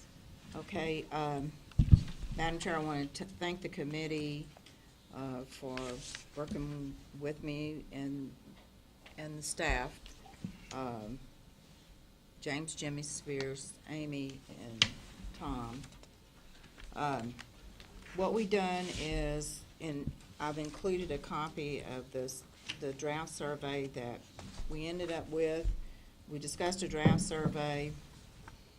One of the biggest things that I finally found out is that the vehicle storage facilities are under the wrong SIC code. Now, if you have a business that includes a vehicle storage facility, you could be under that SIC code. But there is a SIC code for parking facilities, and we're under that SIC code that's called a tow-in parking lots. And the description is what we do as far as long-term storage of vehicles, and that would be the proper place for us to be. In saying that, parking facilities, which are all parking facilities under this SIC code, have done a wonderful job of getting their best practices and what they need to do to keep their facilities presentable to the public, and I was very impressed by that. So a lot of what we looked at had to do with what their best practices were. I sent some information to the committee. Again, parking facilities aren't required to have a stormwater permit either. So we actually are. Theirs is short-term parking, ours is long-term parking. So it really fits very well. The other thing is and number 3 is, just as an example for those that, what the department would look at for as an environmental rule or fee or documentation, is that even TCEQ just has a notebook that they use that has fill-in forms for what their activities are. So, and that's been standard for a long time. I presented the survey to legal and to the department, and what I did is, after studying the different things that facilities do, it seemed to be easier when we do a survey to kind of break down the different sections to get to the end result, which would be activities that a VSF would perform, record keeping that a VSF would perform, and then the abandoned nuisance vehicle documentation would be the third piece of that survey. We also, Tom and I visited with Tina Pice, who is the Director, City of Houston Director of Administration and Public Affairs. These facilities will fall under her umbrella. And I specifically talked to Liliana Rambo, who's the General Manager of Hobby Airport, and also David Helslip, who is an environmental solutions person, to gather some information about their cost and what they do as far as keeping facilities presentable to the public and clean and their best practices. And then the survey, of course, was sent to Todd for review. So that's where we are. This is the survey that I sent, and that's where we are today.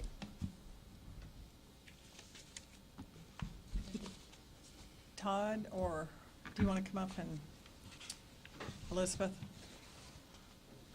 talk about what we have?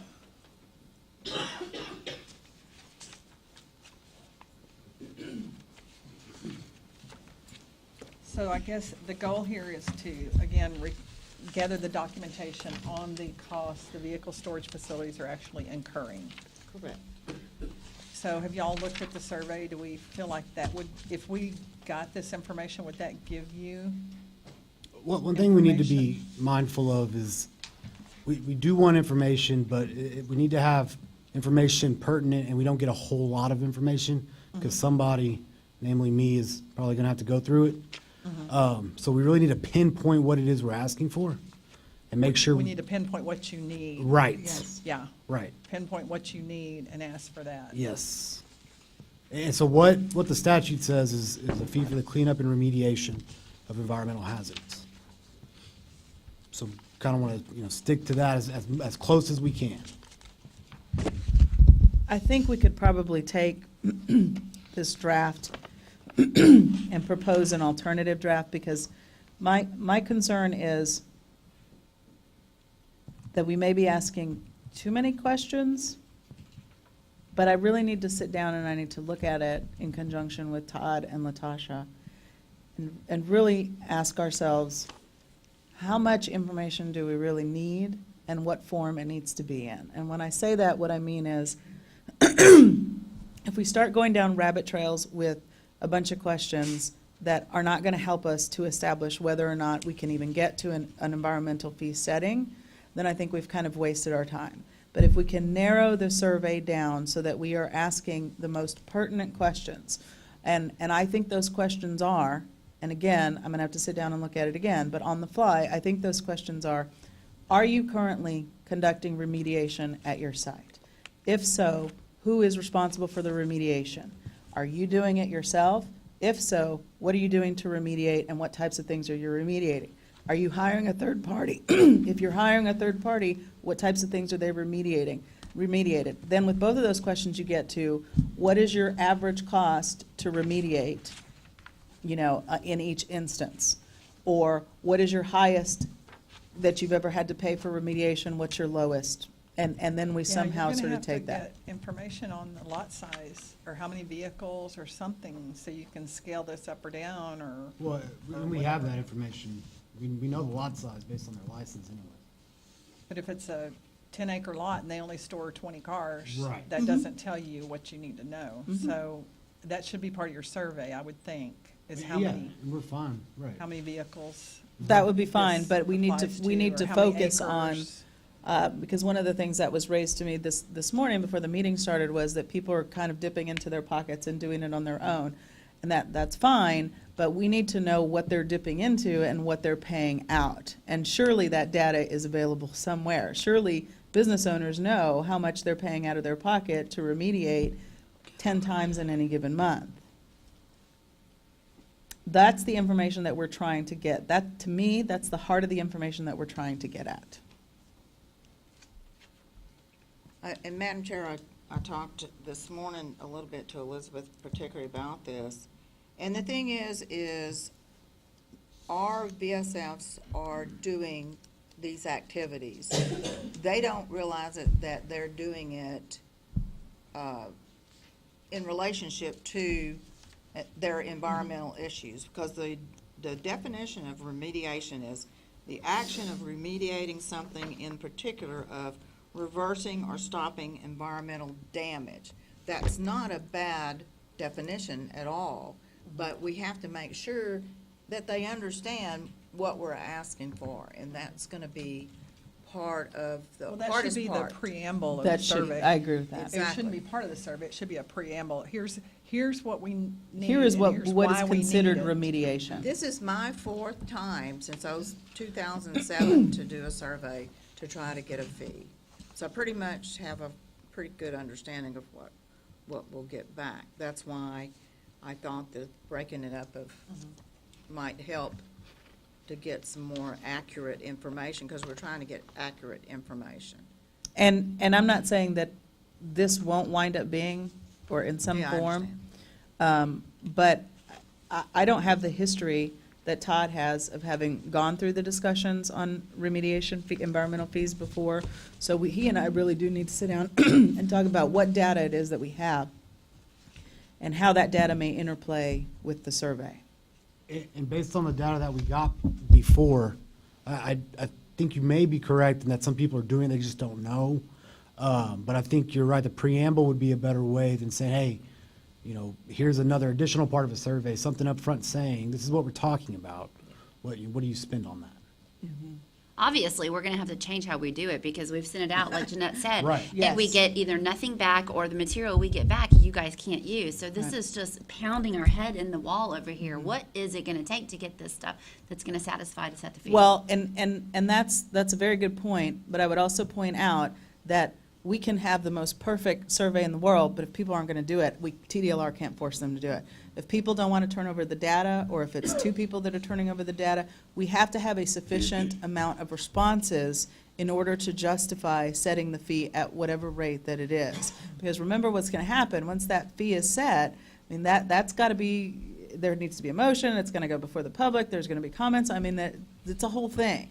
So we have to encourage the industry when this survey goes out, in whatever form it goes out in, and hopefully it'll be within the next, I hope, few months, that the business owners are responsible for responding and getting us back this data. If they want to see the environmental fee set, then they've got to cooperate and give us the information. I mean, people have to really dig in and answer the questions.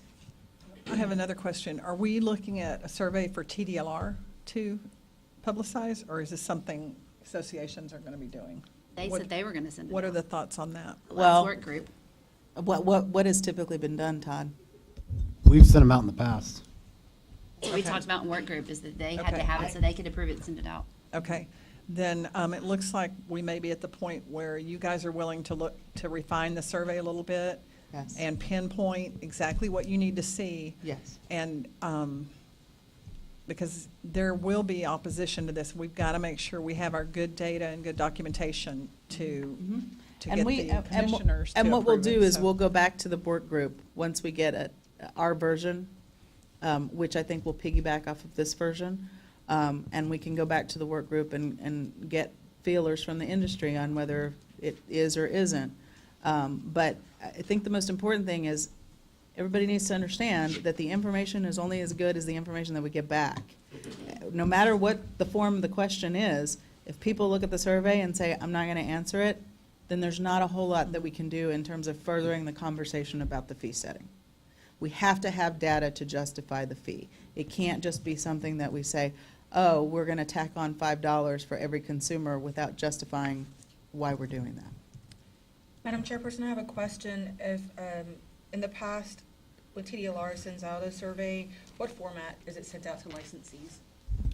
We did the list, we did actual physical letters last time, as well as the listserv, and we put a notice on our website. So we were trying to hit all the bases. Madam Chair. Todd, do you still have that information? I never I saw do. that. Would you please I do. send it to me? I think we got That would help. 3 responses back, backed up by data Okay, of all the VSFs. I know. Okay, so do we think, can we work along the same timeline we have for the rules? Have something to look at our next meeting as far as a survey, or do we? We can shoot for that, and the only Okay. reason I'm hesitating is because in addition to this, I do litigation for the agency, and Mhm. litigation has kind of taken off, and Okay. so I've been very busy with that, Okay. which is why I haven't been able to circle back to this with Todd Mhm. prior to Okay. today. So Okay. I will make that a target to try to do that Okay. by the next meeting. And if I can't do it by the next meeting, you have my commitment, it'll be done by the meeting Mhm. after that. Okay. Madam Chair, this Jeanette Rash, you know, my patience has gone beyond. It's been 2007. If we would have got $1 for every vehicle we've stored, that would have been a big thing. Just like one of the previous public speakers said, it's been a long time, and this to us is a big deal. Yes, and it's, we need to. it's a big deal to you, we which is why I'm committing and that the this de- summer we're gonna. The statute says the department will set a fee. So Mm-hmm. let's let the department decide. Whatever it goes, wherever it goes, at least get something. Something is better than nothing. I don't know if Carla wants to address. We make that commitment to you, but I think from what I'm hearing and understanding, we don't want to arbitrarily pick a dollar amount. I understand your frustration. This is a long time to wait. I think from what I'm hearing and some discussions that I'm having with my commissioner is, and I'll have these same discussions with Elizabeth and Todd, trying to figure out some kind of a new way to get folks to respond. It sounds like we've done everything outside of carrier pigeons to get this out there, but there's got to be some way to get folks to answer. And again, this is me not being around long enough, but I wonder, has anybody talked to the industry about, if you submit this information, you may not be paying as high of a fee. Once we can get this information and kind of drill down and see what's going on, this could potentially make for a lower fee if folks will submit their information. Has that been a discussion point? Well, it goes back to whenever we set the non-consent private property tow fee and did the study. How many did we get, Joanne, out of all of them? 10 or 12? I mean, We got more than that, I think, on that. how many? It It's wasn't been so long ago. I in don't remember. comparison. The Morningside study? Yeah, PPA. right, that we got responded. Right, well, and I can't speak to the total number, I was an inspector at the time, but I know I went and got, from several different companies, we were told to get 10 tickets each from each company. We had quite a few tickets. But you gathered what they were charging already. That's not what I'm Right. talking about. Here's the difference. There's a lot more people doing private property tows than there are doing remediation on their lots, is the bottom line. So you don't have that many people actually doing remediation, so you have a smaller audience, and why they're not responding, I can't answer. Well, and when you say that, you're saying that they're not doing remediation. They're doing some activity that is remediation. They just don't call it that. Right. So And maybe so the that's the preamble. harder part. I Maybe mean, the there are less. preamble is the important thing here. And also, I think Along with education the from the survey. associations of what we're talking about when we're talking about remediation. I think that I'm sure that there has been, but perhaps we can renew encouragement for people to think about remediation and think about it in terms of how we're going to define it in the preamble, and that they need to look at that. They need to say, yeah, I do this. I do this. And let me sit down and think about how much we're spending to do this. And then I can tell you, there's some folks that don't want to draw attention and put an environmental fee on their bill because they don't want to be audited. So, I mean, there's that too. I've talked to So people they're about that. just absorbing it? So they'd rather absorb it than have, someone file a complaint and have someone out there looking at what they're doing, so. Madam Chair, the scare that this is going to trigger them to have a stormwater permit, that's a reality they live with right now. It's not fair to punish those that's doing the right thing because there's a few that's scared they might get, inspected. Because it's for vehicle storage facility owners by far, this is their only investment for their future. If they don't take care of their property, when they get old, then they're not gonna have anything of value, because we all understand the bank is gonna do an environmental cleanup study of every piece of property. So we need to help these VSFs the best that we can, that's kind of our job, to have a good facility. Not only that, the public goes on their facility, law enforcement goes on their facility, these facilities need best business practices. And I feel like that if we did this and address this, they would do better than they are because they would understand the importance of it. That's also a factor here that I've not been able to relay properly, I guess. This That's is what about the future as much as it is introduction to the today. survey, I think, is critical too. And maybe y'all can help us fine tune that out. We to can make them absolutely understand. do that. When we go back and propose to the work group, we can look at things like the preamble, the introduction. Now, one thing I would caution is, we don't want the survey to be so dense that people look at it and go, I'm not gonna do this. Well, right now it's 3 pages. So, right, and I'm not saying that this currently is, but I'm saying, I think that we really need to, as Todd has said at the beginning, we need to focus on the question of what data we actually need. And I think there does need to be some conversations probably with the exec on that, of what data Brian needs to see as the ED. What do they need to justify this That's to right, the public? so Because that- that's so what's that gonna we happen. can- We're gonna have to justify this to the That's right. public. That's right, because what you're talking about is a fee tacked on to every business transaction, right? Much like consumers pay to dispose oil when they get their oil changed. So you aren't just talking about a fee for consumers who actually cause some kind of environmental hazard that requires remediation. You're talking about an across-the-board flat fee that covers everybody regardless of whether their car caused any need for remediation or not. I don't think we've decided that, have we? We haven't gotten that far. I Well, mean, we we've haven't been back gotten and that forth. far. It's been approached, but we haven't. And It could be per My vehicle. understanding was that it was gonna be a flat, but perhaps that was That makes early the in most discussions. sense, but that's not, it could be on the vehicles that cause the issues. I mean, Okay. Well, so, Madam Chair, Jeanette Rash, is also Jimmy Spears gave some very good information to go outside to find out what other businesses and all are doing. And in my experience, because the city of Houston studies, the city of Houston's regulated towing and storage before anybody else probably did in the state of Texas. And I was involved in that, and we had to go outside to get information, to And- set the fees that have set towing and storage. And I have, and we continue to. So- I've talked to Mr. Spears, and we have, and we Yeah. will continue to. It's just getting the data and, or even determining, kind of a thinking outside the box way of possibly looking at it. And I cannot tell you the amount of hours I have spent doing that, and we'll keep doing it until we can possibly find something. But our best bet right now is to get what they're charging for remediation, get those costs. I think that is the next step. What about some help from the department on getting the surveys back? You said, you made a comment that when you were inspector, you had to get 10 of those forms back. So what about these tow roundups that we're doing, the trade show that you're gonna attend? What about handing those out there? Yeah, we absolutely can. Asking people, and on the bottom, fax back to here, or scan an email to here. I mean, just to talk to them about it, to get the word out. We're trying to do this, and if you are as frustrated as we are, which it sounds like you are, but we gotta do something. Or even while they're on an inspection, something like that. Something. I mean, every time you go, hand one out. Please fill this out. You know, it's to your best benefit. I mean, I don't know. I don't know. Absolutely. The Madam Chair. associations are doing their part, but we need I'm help. sorry, Carla Japes, TDLR, that's a fantastic idea. We will implement that immediately. I'm also thinking to myself, and this is just my over-caffeinated brain sitting over here, but, you know, if I'm not mistaken, when these surveys go out, it's kind of a cold, hey, here's a survey. If we tee it up a little bit, have our Office of Innovation work on it and our Office of Strategic Communication to kind of set the stage for them, as it were. Keep your eyes out. It's coming. It's coming. Build up the expectation a little bit that this is going to be worth your few minutes to do. Don't miss it. It's coming.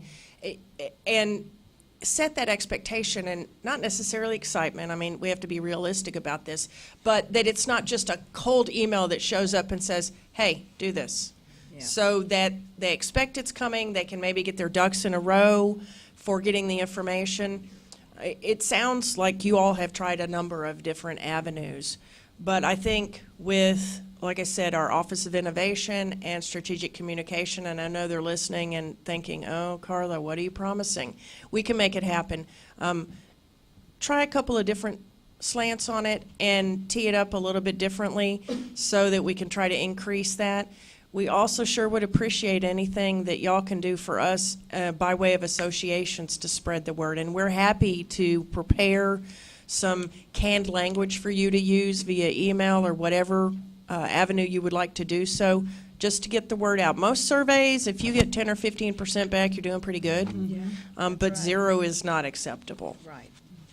I do think a more coordinated effort probably would help, and I'll be happy to do whatever I can whenever we get the survey set, to get that out to as many people as we can.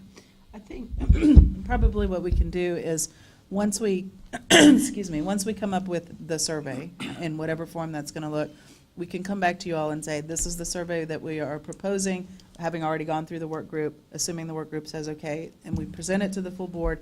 And along with that, we present you with the ways that we are going to do outreach, and also what we are requesting from assistance from you all.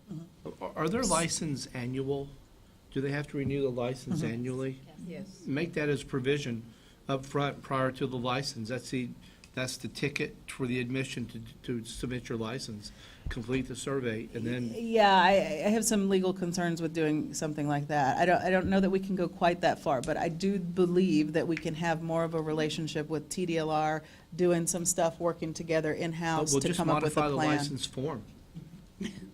Ask those questions on the I don't think license itself. you can tie issuance of a license to completion of a survey. No, it's not, it's no longer a survey.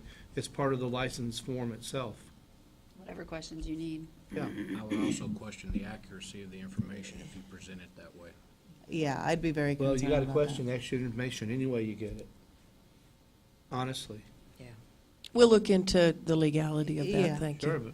but there's ways to do things. There certainly are, but you have to be very careful when you're putting new requirements on somebody's ability to get license. And you also have to be careful with making sure that you are not doing anything that oversteps the regulatory authority of the agency. We'd be happy to look at the legality of that, though. Maybe, what if you attached it as an optional survey online with your license? Would have That's been nice certainly if an it- option. And that way you'd be touching them, you know, and, It would at least be in front of them. yeah, it'd be in front of them, and it's optional. But as Here's part of the application, you know, I don't wish to participate, click, or I do. and- So the thing that I see with that is, very good idea, however, It won't it's a work. rolling It won't work. renewal. And you've got to have a cutoff at some point. Well, of- here's the deal, though. If someone goes in to renew their license and they're not prepared to do the survey, then they're gonna Opt out. opt out. So, never mind. You talked yourself out of it. We could also think about having a survey just online, not required, not contingent upon a renewal of a license or anything like that. And surveys Yeah. are built on randomness. So that's Yeah. a way of assuring randomness Yeah. within your survey. And surveys are built on sample sizes. That's a way of assuring sample sizes too. Right. So you actually get to the survey requirements. So, Madam Chair, if I may, Carla James, TDLR, if you will allow our staff to begin working on the survey and kind of get a document put together, or at least some questions put together, as we go through that, I'm sure we'll have some ideas on how to generate some business for this. And then when we come back to you at the next meeting, we'll be able to provide some ideas that we've had. In addition to that, I would highly encourage any of our board to contact Tamala if they have epiphanies on ways that we can do this. Certainly not thinking that our staff is going to have better ideas on this than you all will, and I think collectively we can come up with a way to find a success in this. Madam Chair, I can tell you in the city of Houston, in the next few months, every single one of our storage lot contracts is up for renewal. And before we roll out any new contract changes, we do have stakeholder meetings with, it's not mandatory, but it is well attended. If someone from the industry would care, and he just walked out, that was meant for him, wants to come and address each one of our members, we have them at all points of That's a the great city idea. of 'Cause Houston. that would be a good place to say, it's coming, because if it's not here yet, you know, watch for this survey, and even if we have a survey, they can pass it out at that time. And I think most of the storage lot operators in Houston are in the same boat as Jeanette, having all the same problems. And so I think, I'm not going to guarantee we could get all of Houston's VSFs, but I think we could get a then- good number of them. Afterwards, could you have a workshop on filling it out? And just sit down and help them fill it out? Absolutely. That's a great idea, thank you. Okay, is there anything else? I think we have a plan. Yeah. Revise the survey, refine it, and work on communications. Are we good? Any more comments or suggestions? With urgency. With Yes. urgency. Okay, thank you very much, everybody, for working on that. Now, are y'all gonna talk about the next item? We're gonna discuss VSF Form 11? Thought we had one more before Sure, I that. will sit back down. Agenda item I, discussion review of VSF Form 11, including the possible addition of a location of the vehicle and the contact information for TDLR and TDI. We are looking at it, we're still looking at it. The thing about changing the form is it has an impact broadly across the industry and also with people using the form, clearly. So we are still working on it. We need to get with exec and see how they feel about that. We haven't really been able to, but we are still looking at it. Okay, because we can roll that out and still accept the old form as well, can we not? That was one of the questions I had, and that's something that we are looking at is what could we do as far as that concerned? Because then you have to take the old one off at some point. Right. How long are those good for? What about the older ones before that? It becomes a big question, and then, well, if they're not accepting the form, they got to come back. When to get their car? Does it cost them an additional day of storage? So when we got into all those questions, that kind of became our concern. So we yeah. do want to check with exec before, any decisions are made or anything like that, Okay. just to make sure they're comfortable with it. And, we Okay, have because everything that we seems need. like something we could implement pretty quickly. Right. But I see your concerns Mhm. with it. Yeah, you don't want people refusing to release a car. Correct. Exactly. Because of that, so, Yeah. okay. Madam Chair, Jeanette Rash. Mhm. Well, the thing is this is not gonna impact releasing a vehicle because they're gonna have the form, and we're required to release it.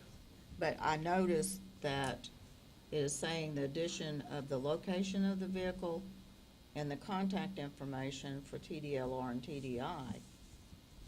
I think it's They just- location where the vehicle's going to be taken. Correct. Is what we meant, Yep. right? That was my Well, understanding. but the discussion, because I have the form from the last meeting when it was discussed, was also the name and phone number of the person that has signed this, so that if the owner of the vehicle needs to call them, they could call them.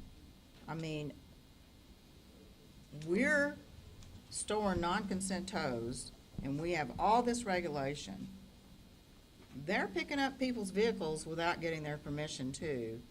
What does it hurt for the person who is taking the vehicle's name and phone number to be on this form? And there may be no harm, but we have to be very careful because we're walking a fine line between TDI's jurisdiction and TDLR's jurisdiction.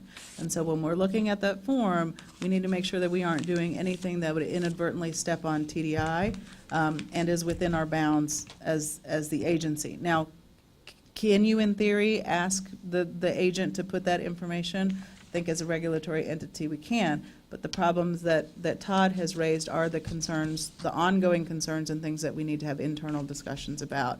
And really how it affects the consumer. Are there additional fees that are going to be added onto this? When do we stop the use of the old form? How is all of that going to be orchestrated? It's not just as simple as adding that information and then sending it out into the world. I don't A little more understand complicated. why you said, this is not gonna add any additional fees. This department is to protect the public. Yes. If it's This not department signed and is- somebody- This department is very, very well aware of the fact that vehicles are picked up at vehicle storage facilities without the owner's permission. Who would have an objection if you're the one who is picking up a vehicle of putting your name and phone number that you picked up that vehicle? Why would you have an objection to that? Let me clarify. First off, I don't know that this department is aware that vehicles are being picked up. My understanding of what is happening is in many instances, there is language in an insurance form that allows the adjuster to, if that vehicle's totaled out, they can go pick up that vehicle. That, their rider has that information specifically in there. The insurance industry considers that to be consent. Then what is happening, my understanding is, and I may be wrong, but then what is happening is those agents are then presenting the form because they have the contractual language and the authority to go pick up that vehicle once they've determined that the vehicle has been totaled. The consumer has already given their consent. So their argument is they don't need to go and get an additional signature because they've already got their insurance contract that was signed by the consumer and the consumer agreed to those terms. These were the conversations that we were having with TDI on when we were discussing who this issue belongs to. And we were asked to look at an example of an insurance form. And when I looked at that, I saw that there's specific language that says the insurance company has the right to pick up that vehicle, and they don't need to get those additional. There's also language in some of the insurance contracts that talk about verbal permission, so they could get permission over the phone to go pick up that vehicle.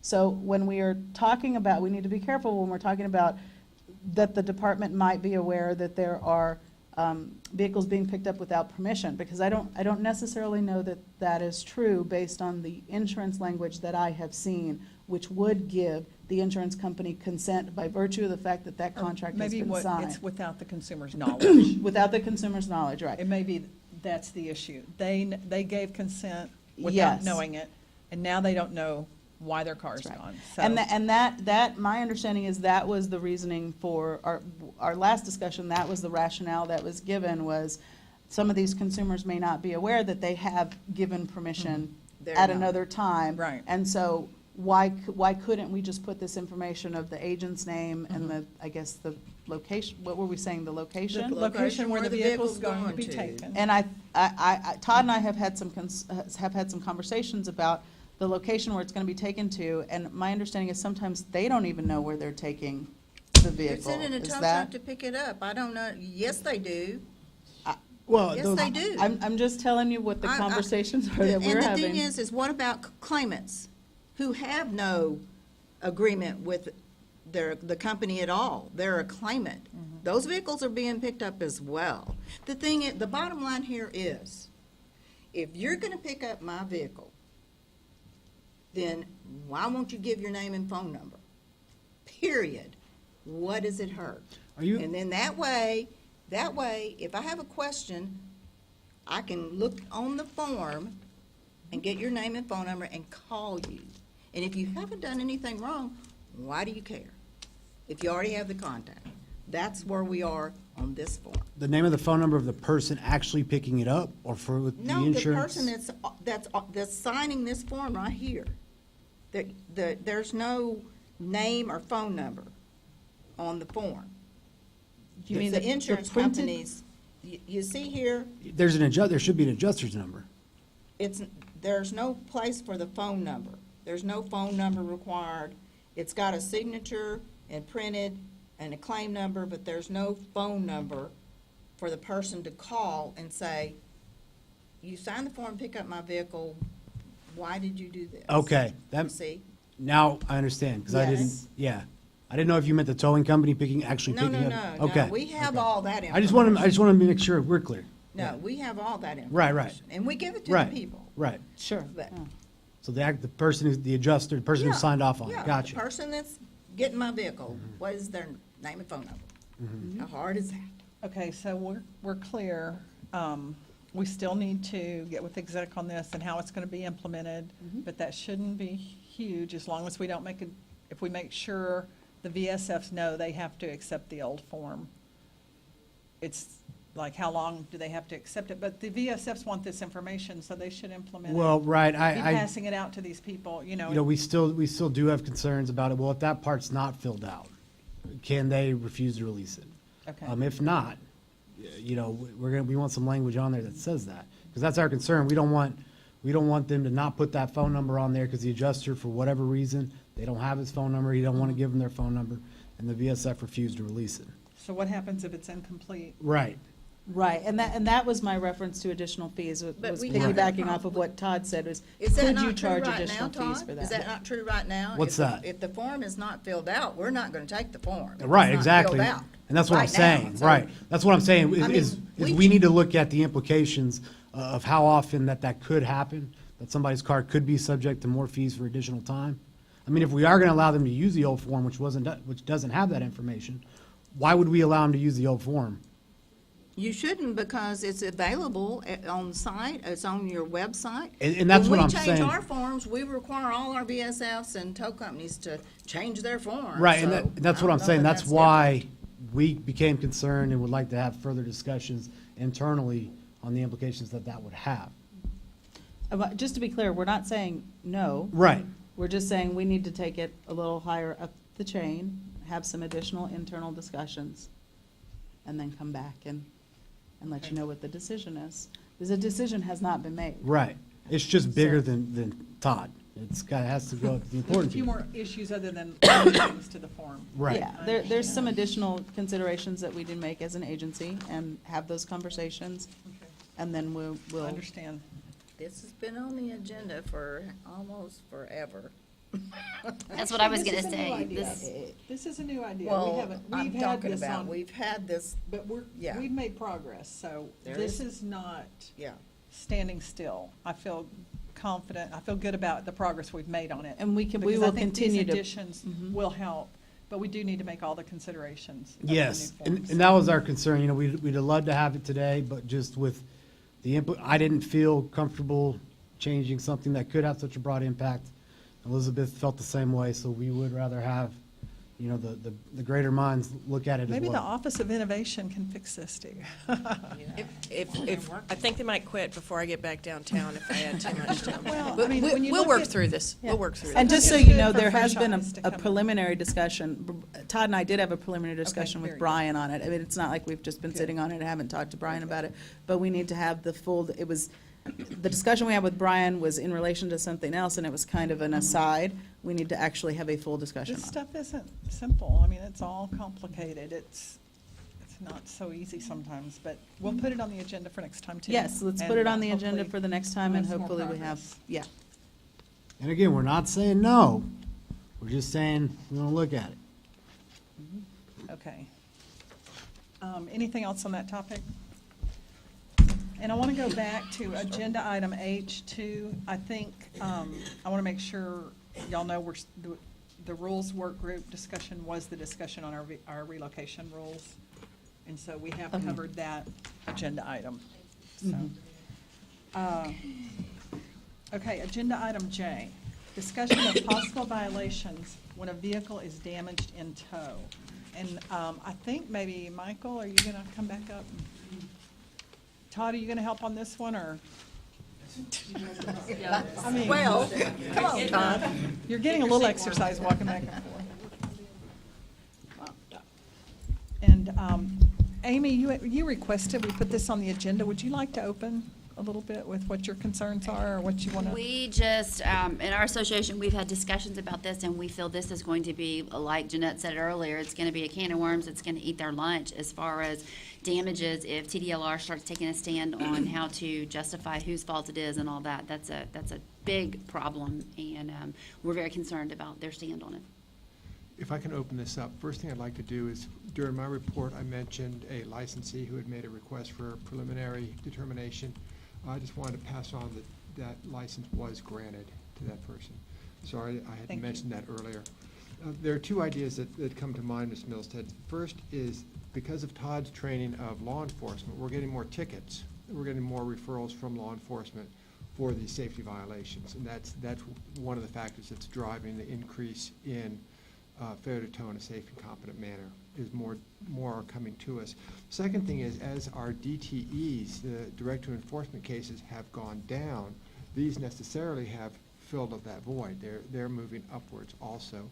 So I don't think that there's been a change in department policy on this, or that we're enforcing them to any greater extent than we had in the past. It's just, for those two reasons, more are coming to the prosecutor's desks. Okay, I'm kind of confused, because we haven't really heard from the industry until recently about these. So you think it's because more are being reported by law enforcement to you? Or you're looking at them because other ones, you don't have other ones? I think that that's what's driving them showing up on our desk. I don't know what's happening in the field that's causing the concern to the industry. I mean, is the industry feeling there's more heat or more prosecutions, more frivolous claims being made?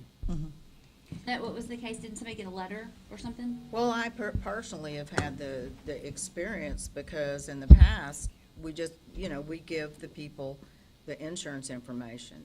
We don't have enforcement call and us have to explain to them about the damage and what happened, because that's what's brand new, Michael. That's completely different. I mean, I don't see how your inspection people or your enforcement people can make a determination on damage on a vehicle, because y'all aren't towers. And how you would come to that realization. And the thing is how do you determine, and then if you say that my driver was incompetent or whatever the verbiage might be, then if I am in a dispute with the owner of whether I did damage or not, then that could be used against me. Because, Of course. again, we already have the insurance company in litigation on this to begin with. They're the ones that's handling it. They're the ones that's gonna decide, even if we pay, whether we should pay or not, because we're gonna, we'll have to pay. And if it's over the $5,000, which is our deductible, or even in some cases now 10,000, then the insurance company would pay. So the public's already protected. We're dealing directly with the mandated insurance that the department is mandated. Now, if somebody doesn't have insurance, then that's a different issue. That is the department's privilege here, but, you know, I have 60 years of experience in my office on damage, and there isn't a tow truck operator in the state of Texas that hasn't damaged a vehicle. Because we're out there in uncontrolled circumstances. And when we've got a vehicle that's in the ditch, and he might have went in the ditch and he might not have had any damage, but coming out of the ditch, he might get some damage. That's right. Well, and I don't know that all of those cases Michael has prosecuted has been because the vehicle's been damaged. There are other reasons they will prosecute for failure to tow in a safe and competent manner, like when somebody's in the back of the car or something like that while they tow it. They might not all be because a vehicle was damaged. I just want to make sure we're all talking about the same thing. I'm talking about damage. Okay, damage. That's what I'm Just talking vehicles about. that are damaged. Yeah, exactly. Okay. I mean, the one in question is a handle on an older car that the guy said that we used a crowbar to open the car, which is insane. I mean, there's no way that happened. And it's like. That went to TDLR? Yes, we got, yes. Was it And a I'm like, violation? it's an It's NOV. being It's investigated? been, yeah. So, I mean, it's not an NOV yet. It's being discussed. And we need to make sure, you know, people can file complaints and our investigators have a job to do. That doesn't mean anybody's been found guilty of anything or anything like that. We have to make sure that the process is done too. And, you know, that may be where it is. I mean, there's no guarantee that anything will be assessed. I mean, the thing is the department has every right and obligation to give our insurance information out. It's online. I mean, for all the world to see. We give it out. So I feel like that is the department's job, is to give them the insurance information so that they can go and deal with the insurance company who is trying to determine whether the vehicle was damaged by the tower or not. And that should be the end result. Yeah, it's the license holder's responsibility in the first instance. I think what Todd brought up is really important to remember, that failure to tow in a safe and competent manner does not always involve injury to a vehicle. In the cases that I have made that allegation in an NOAV, I will always have an expert witness prepared to testify, another tow truck driver or VSF operator who's disinterested and has the ability to say, no, the tow should not have been done that way under the facts of the case. Now, we do get those one-off cases where somebody, like the guy with the handle, and I don't know that that's being prosecuted, but we have the obligation to investigate any complaint that comes into our offices alleging a violation of laws within our jurisdiction. And Mr. Clark, I just want to return to your question earlier about the civil case going maybe parallel with the administrative case. You know, we don't just make a determination as prosecutors. We send out a letter, and then if the person disagrees, we have to take this to a hearing in front of a judge, present evidence. It then comes in front of the commissioners, who make a decision whether or not the administrative law judge made a decision in compliance or in accordance with our laws. And I may have left you with the wrong impression that, you know, even though a civil judgment is going forward, we can willy-nilly make any decision that we want. We've got real strict due process requirements here. So I think all of these factors together, the decrease in DTEs coming to enforcement, the increased referrals from law enforcement, the fact that investigators are asking for information doesn't make this a crisis within the industry. It just shows a natural flow of cases coming to us under our laws. And I don't know one case that's been prosecuted that's been frivolous. I don't know. I mean, has anybody ever claimed to you that we've prosecuted a case that didn't have sufficient facts? No, and that's not the question. The question is, specifically on damage claims, is the department's obligation to send them to the insurance company that the tow company has for their litigation, for their purposes. That in itself should be sufficient. That's not the department's obligation. The department's obligation, if the insurance carrier has not been identified by the license holder, we will uniformly, the investigators and inspectors will look that information up so the person can make a claim. Sometimes there'll be assistance in making the claim, but when it comes to my desk, my obligation is not to rechannel it to the insurance carrier.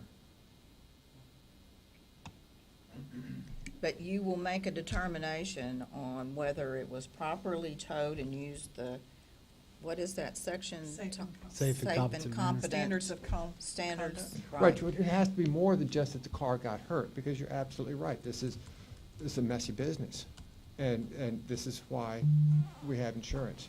Unless there's real recklessness in the performance of the job, we're not going to prosecute it. And again, that's not unusual for any profession or any license holder. Okay, it jumped up to number 1 on the list. I mean, so I don't know what other cases might be in that, that jumped it up to number 1, but, I've had conversations with others that now are having to litigate with the department damage to a vehicle specifically. Jeanette, this is Charlotte Melther again, Senior Prosecutor. This situation, like Michael mentioned, this jumping up to number 1 is not necessarily, this is the most important issue that's coming up right now. Those other 2 factors that he mentioned are why this is showing up as number 1 right now. The situation you are mentioning is under investigation and should not be discussed right now as far as the door handle situation. It is an active investigation. We have had investigations that have been completed that we can discuss where a person alleged damage to their vehicle. I think what I'm hearing is you don't want us investigating and asking you questions about that. You want us to just say, here, go to the insurance and stop investigating at that point. Unfortunately, we cannot do that. We are required to fully investigate a case. Now, I don't know of a single case where this has actually gone to an NOAV, where somebody was assessed for damage to a vehicle. Almost every case I can think of off the top of my head, and I would love to see the numbers on this because I don't think we have numbers for this violation, as far as the damage to a vehicle, not just towing in an unsafe and incompetent manner. I have seen that one, and like Michael said, most of those are the police officer pulls somebody over for not using safety chains, or a vehicle came off, wasn't hooked up, and rammed into a house. Those sort of things we're going to find for towing in an incompetent, unsafe manner, and you don't really need an expert for that one. Yeah, that's not what But I'm as far as damage to a vehicle, we get a lot of complaints where somebody is alleging damage to a vehicle. Yeah. Oh, yeah. We have to investigate that. We have people who send in pictures. We have people who send in pictures before. They have the investigative report who goes to the mechanic who fixed the car the week before, who says that there was no... None of that is going to give us the evidence we need to prove that the tow driver damaged that vehicle. But people try all the time. And you're going to have to understand that that investigative process does go through, it goes through the process. It's when it becomes a notice of alleged violation that I think this becomes an issue. And I don't know that any have actually happened. Do y'all know of any In the actual 11 NOAVs? years that we've been at TDLR, I have never, ever before been asked about damage on a vehicle until recently. Yeah, that's so where the problem is. something changed. I don't know what Something changed, new. but the whole process was let the insurance company, and honestly, there's sometimes the insurance company will pay for something we don't do because they don't even call. But that's between me and my insurance company, who, again, right now is killing us. And every time we get a claim, they up our insurance. And so we have this argument now, and if your department says, okay, your driver was towing incompetent or whatever, I'm like, if I do dispute the damage, then that's gonna be used against me if we go in litigation. I understand. It hasn't happened, right? That hasn't happened yet, right? The questions haven't come before, Charlotte. We've never been I asked understand. that So the before. only difference right now that you're addressing, which I get it, is that we've started asking a question that you've never had before. That's correct. Okay. We've never talked about damage before. Always the people were sent to the insurance company, and then we litigated it with the insurance company. Whether I can tell you that Yeah. there's no internal policy that has changed. as far as that goes. It's Okay. possible that the complaints are just coming in and the investigators are asking the question that they weren't asking before when they should have been asking. There has been no change internally that says we now are going after this.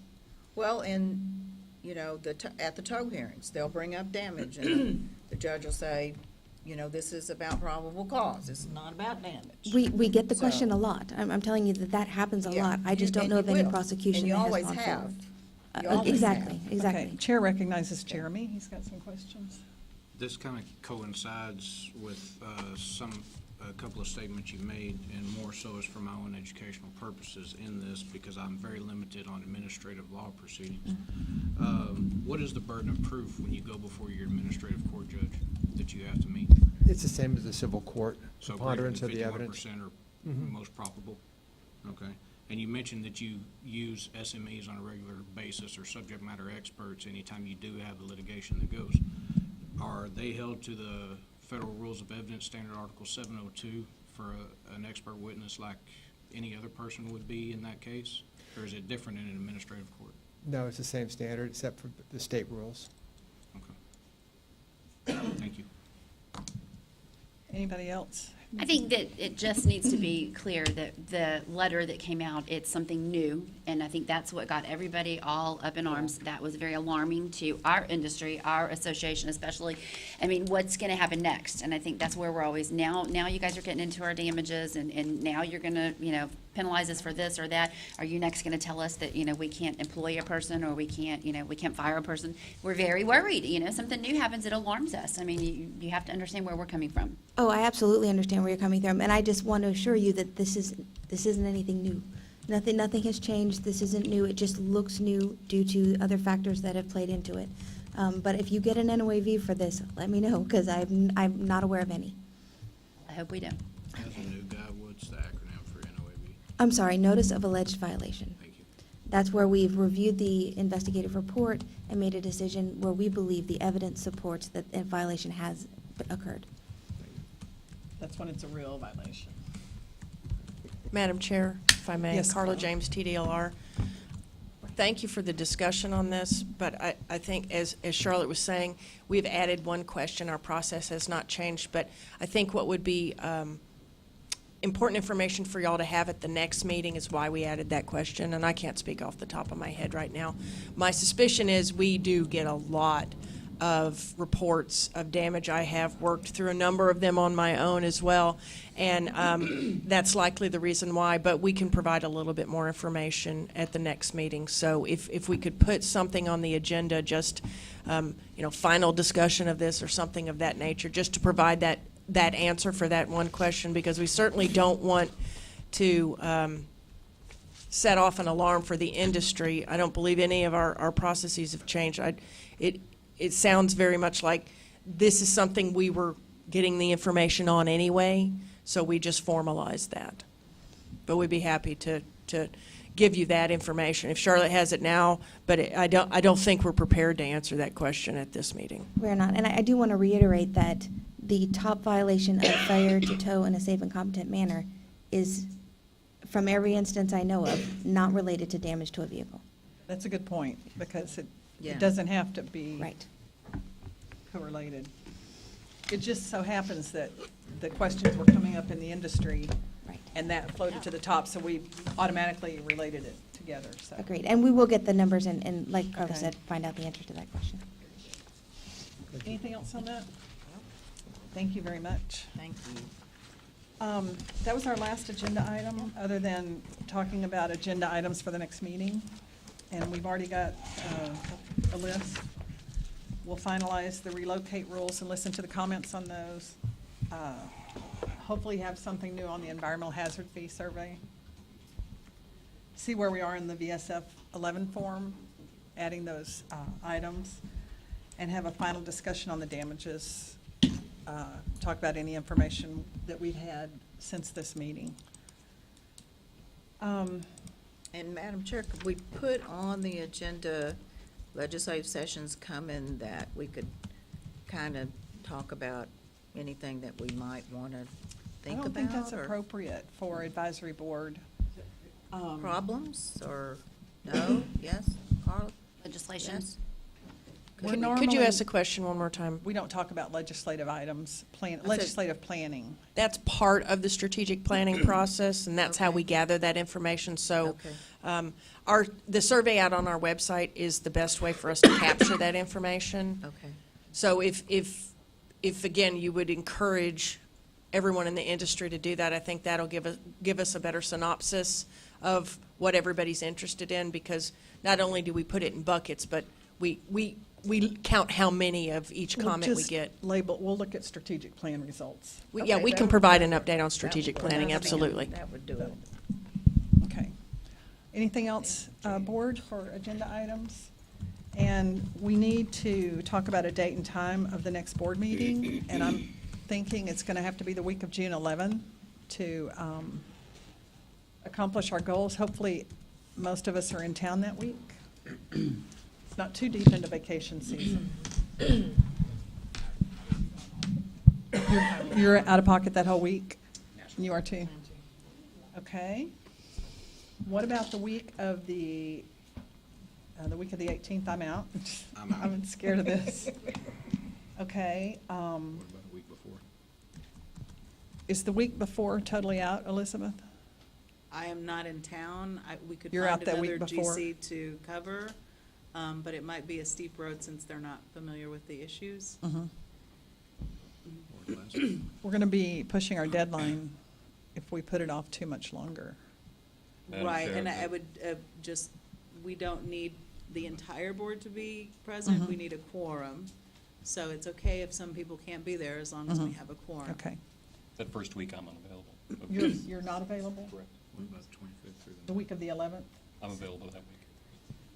Okay, let's do a poll. The week of the 11th, Kyle is out. Which I would really like you to be here, Kyle, but, because it relocates. Tasha will be out. That's not good. Summer's hard. What about June 18th? That works. How many? That day or that week? Is that available? No, that day, because I'm out after that. Madam Chair, I don't think this room is available that day. We're looking. In the afternoon. During the afternoon, we could have the meeting. And we need 6 of the board members to be in attendance to make a That's a quorum. Monday afternoon. I don't really like afternoons, but, I mean, if we have, Kyle, Yes, that's fine. Amy, James, Tasha, Tamala, what's the soonest they could start the meeting on that day? So far, so good. Jeanette? That's fine. Proposed start time of 2? Yeah, it would be 2, because we have another board meeting that morning and Okay, don't really know how long it will last. okay. Let's do it, get it done. I don't want to push it off 2 or 3 more weeks, so.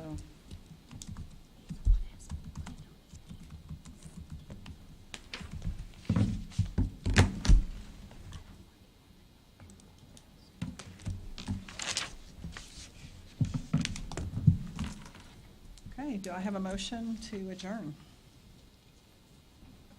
I'll make the motion. Come on, give me I a always second. do it. All those in favor? Meeting adjourned.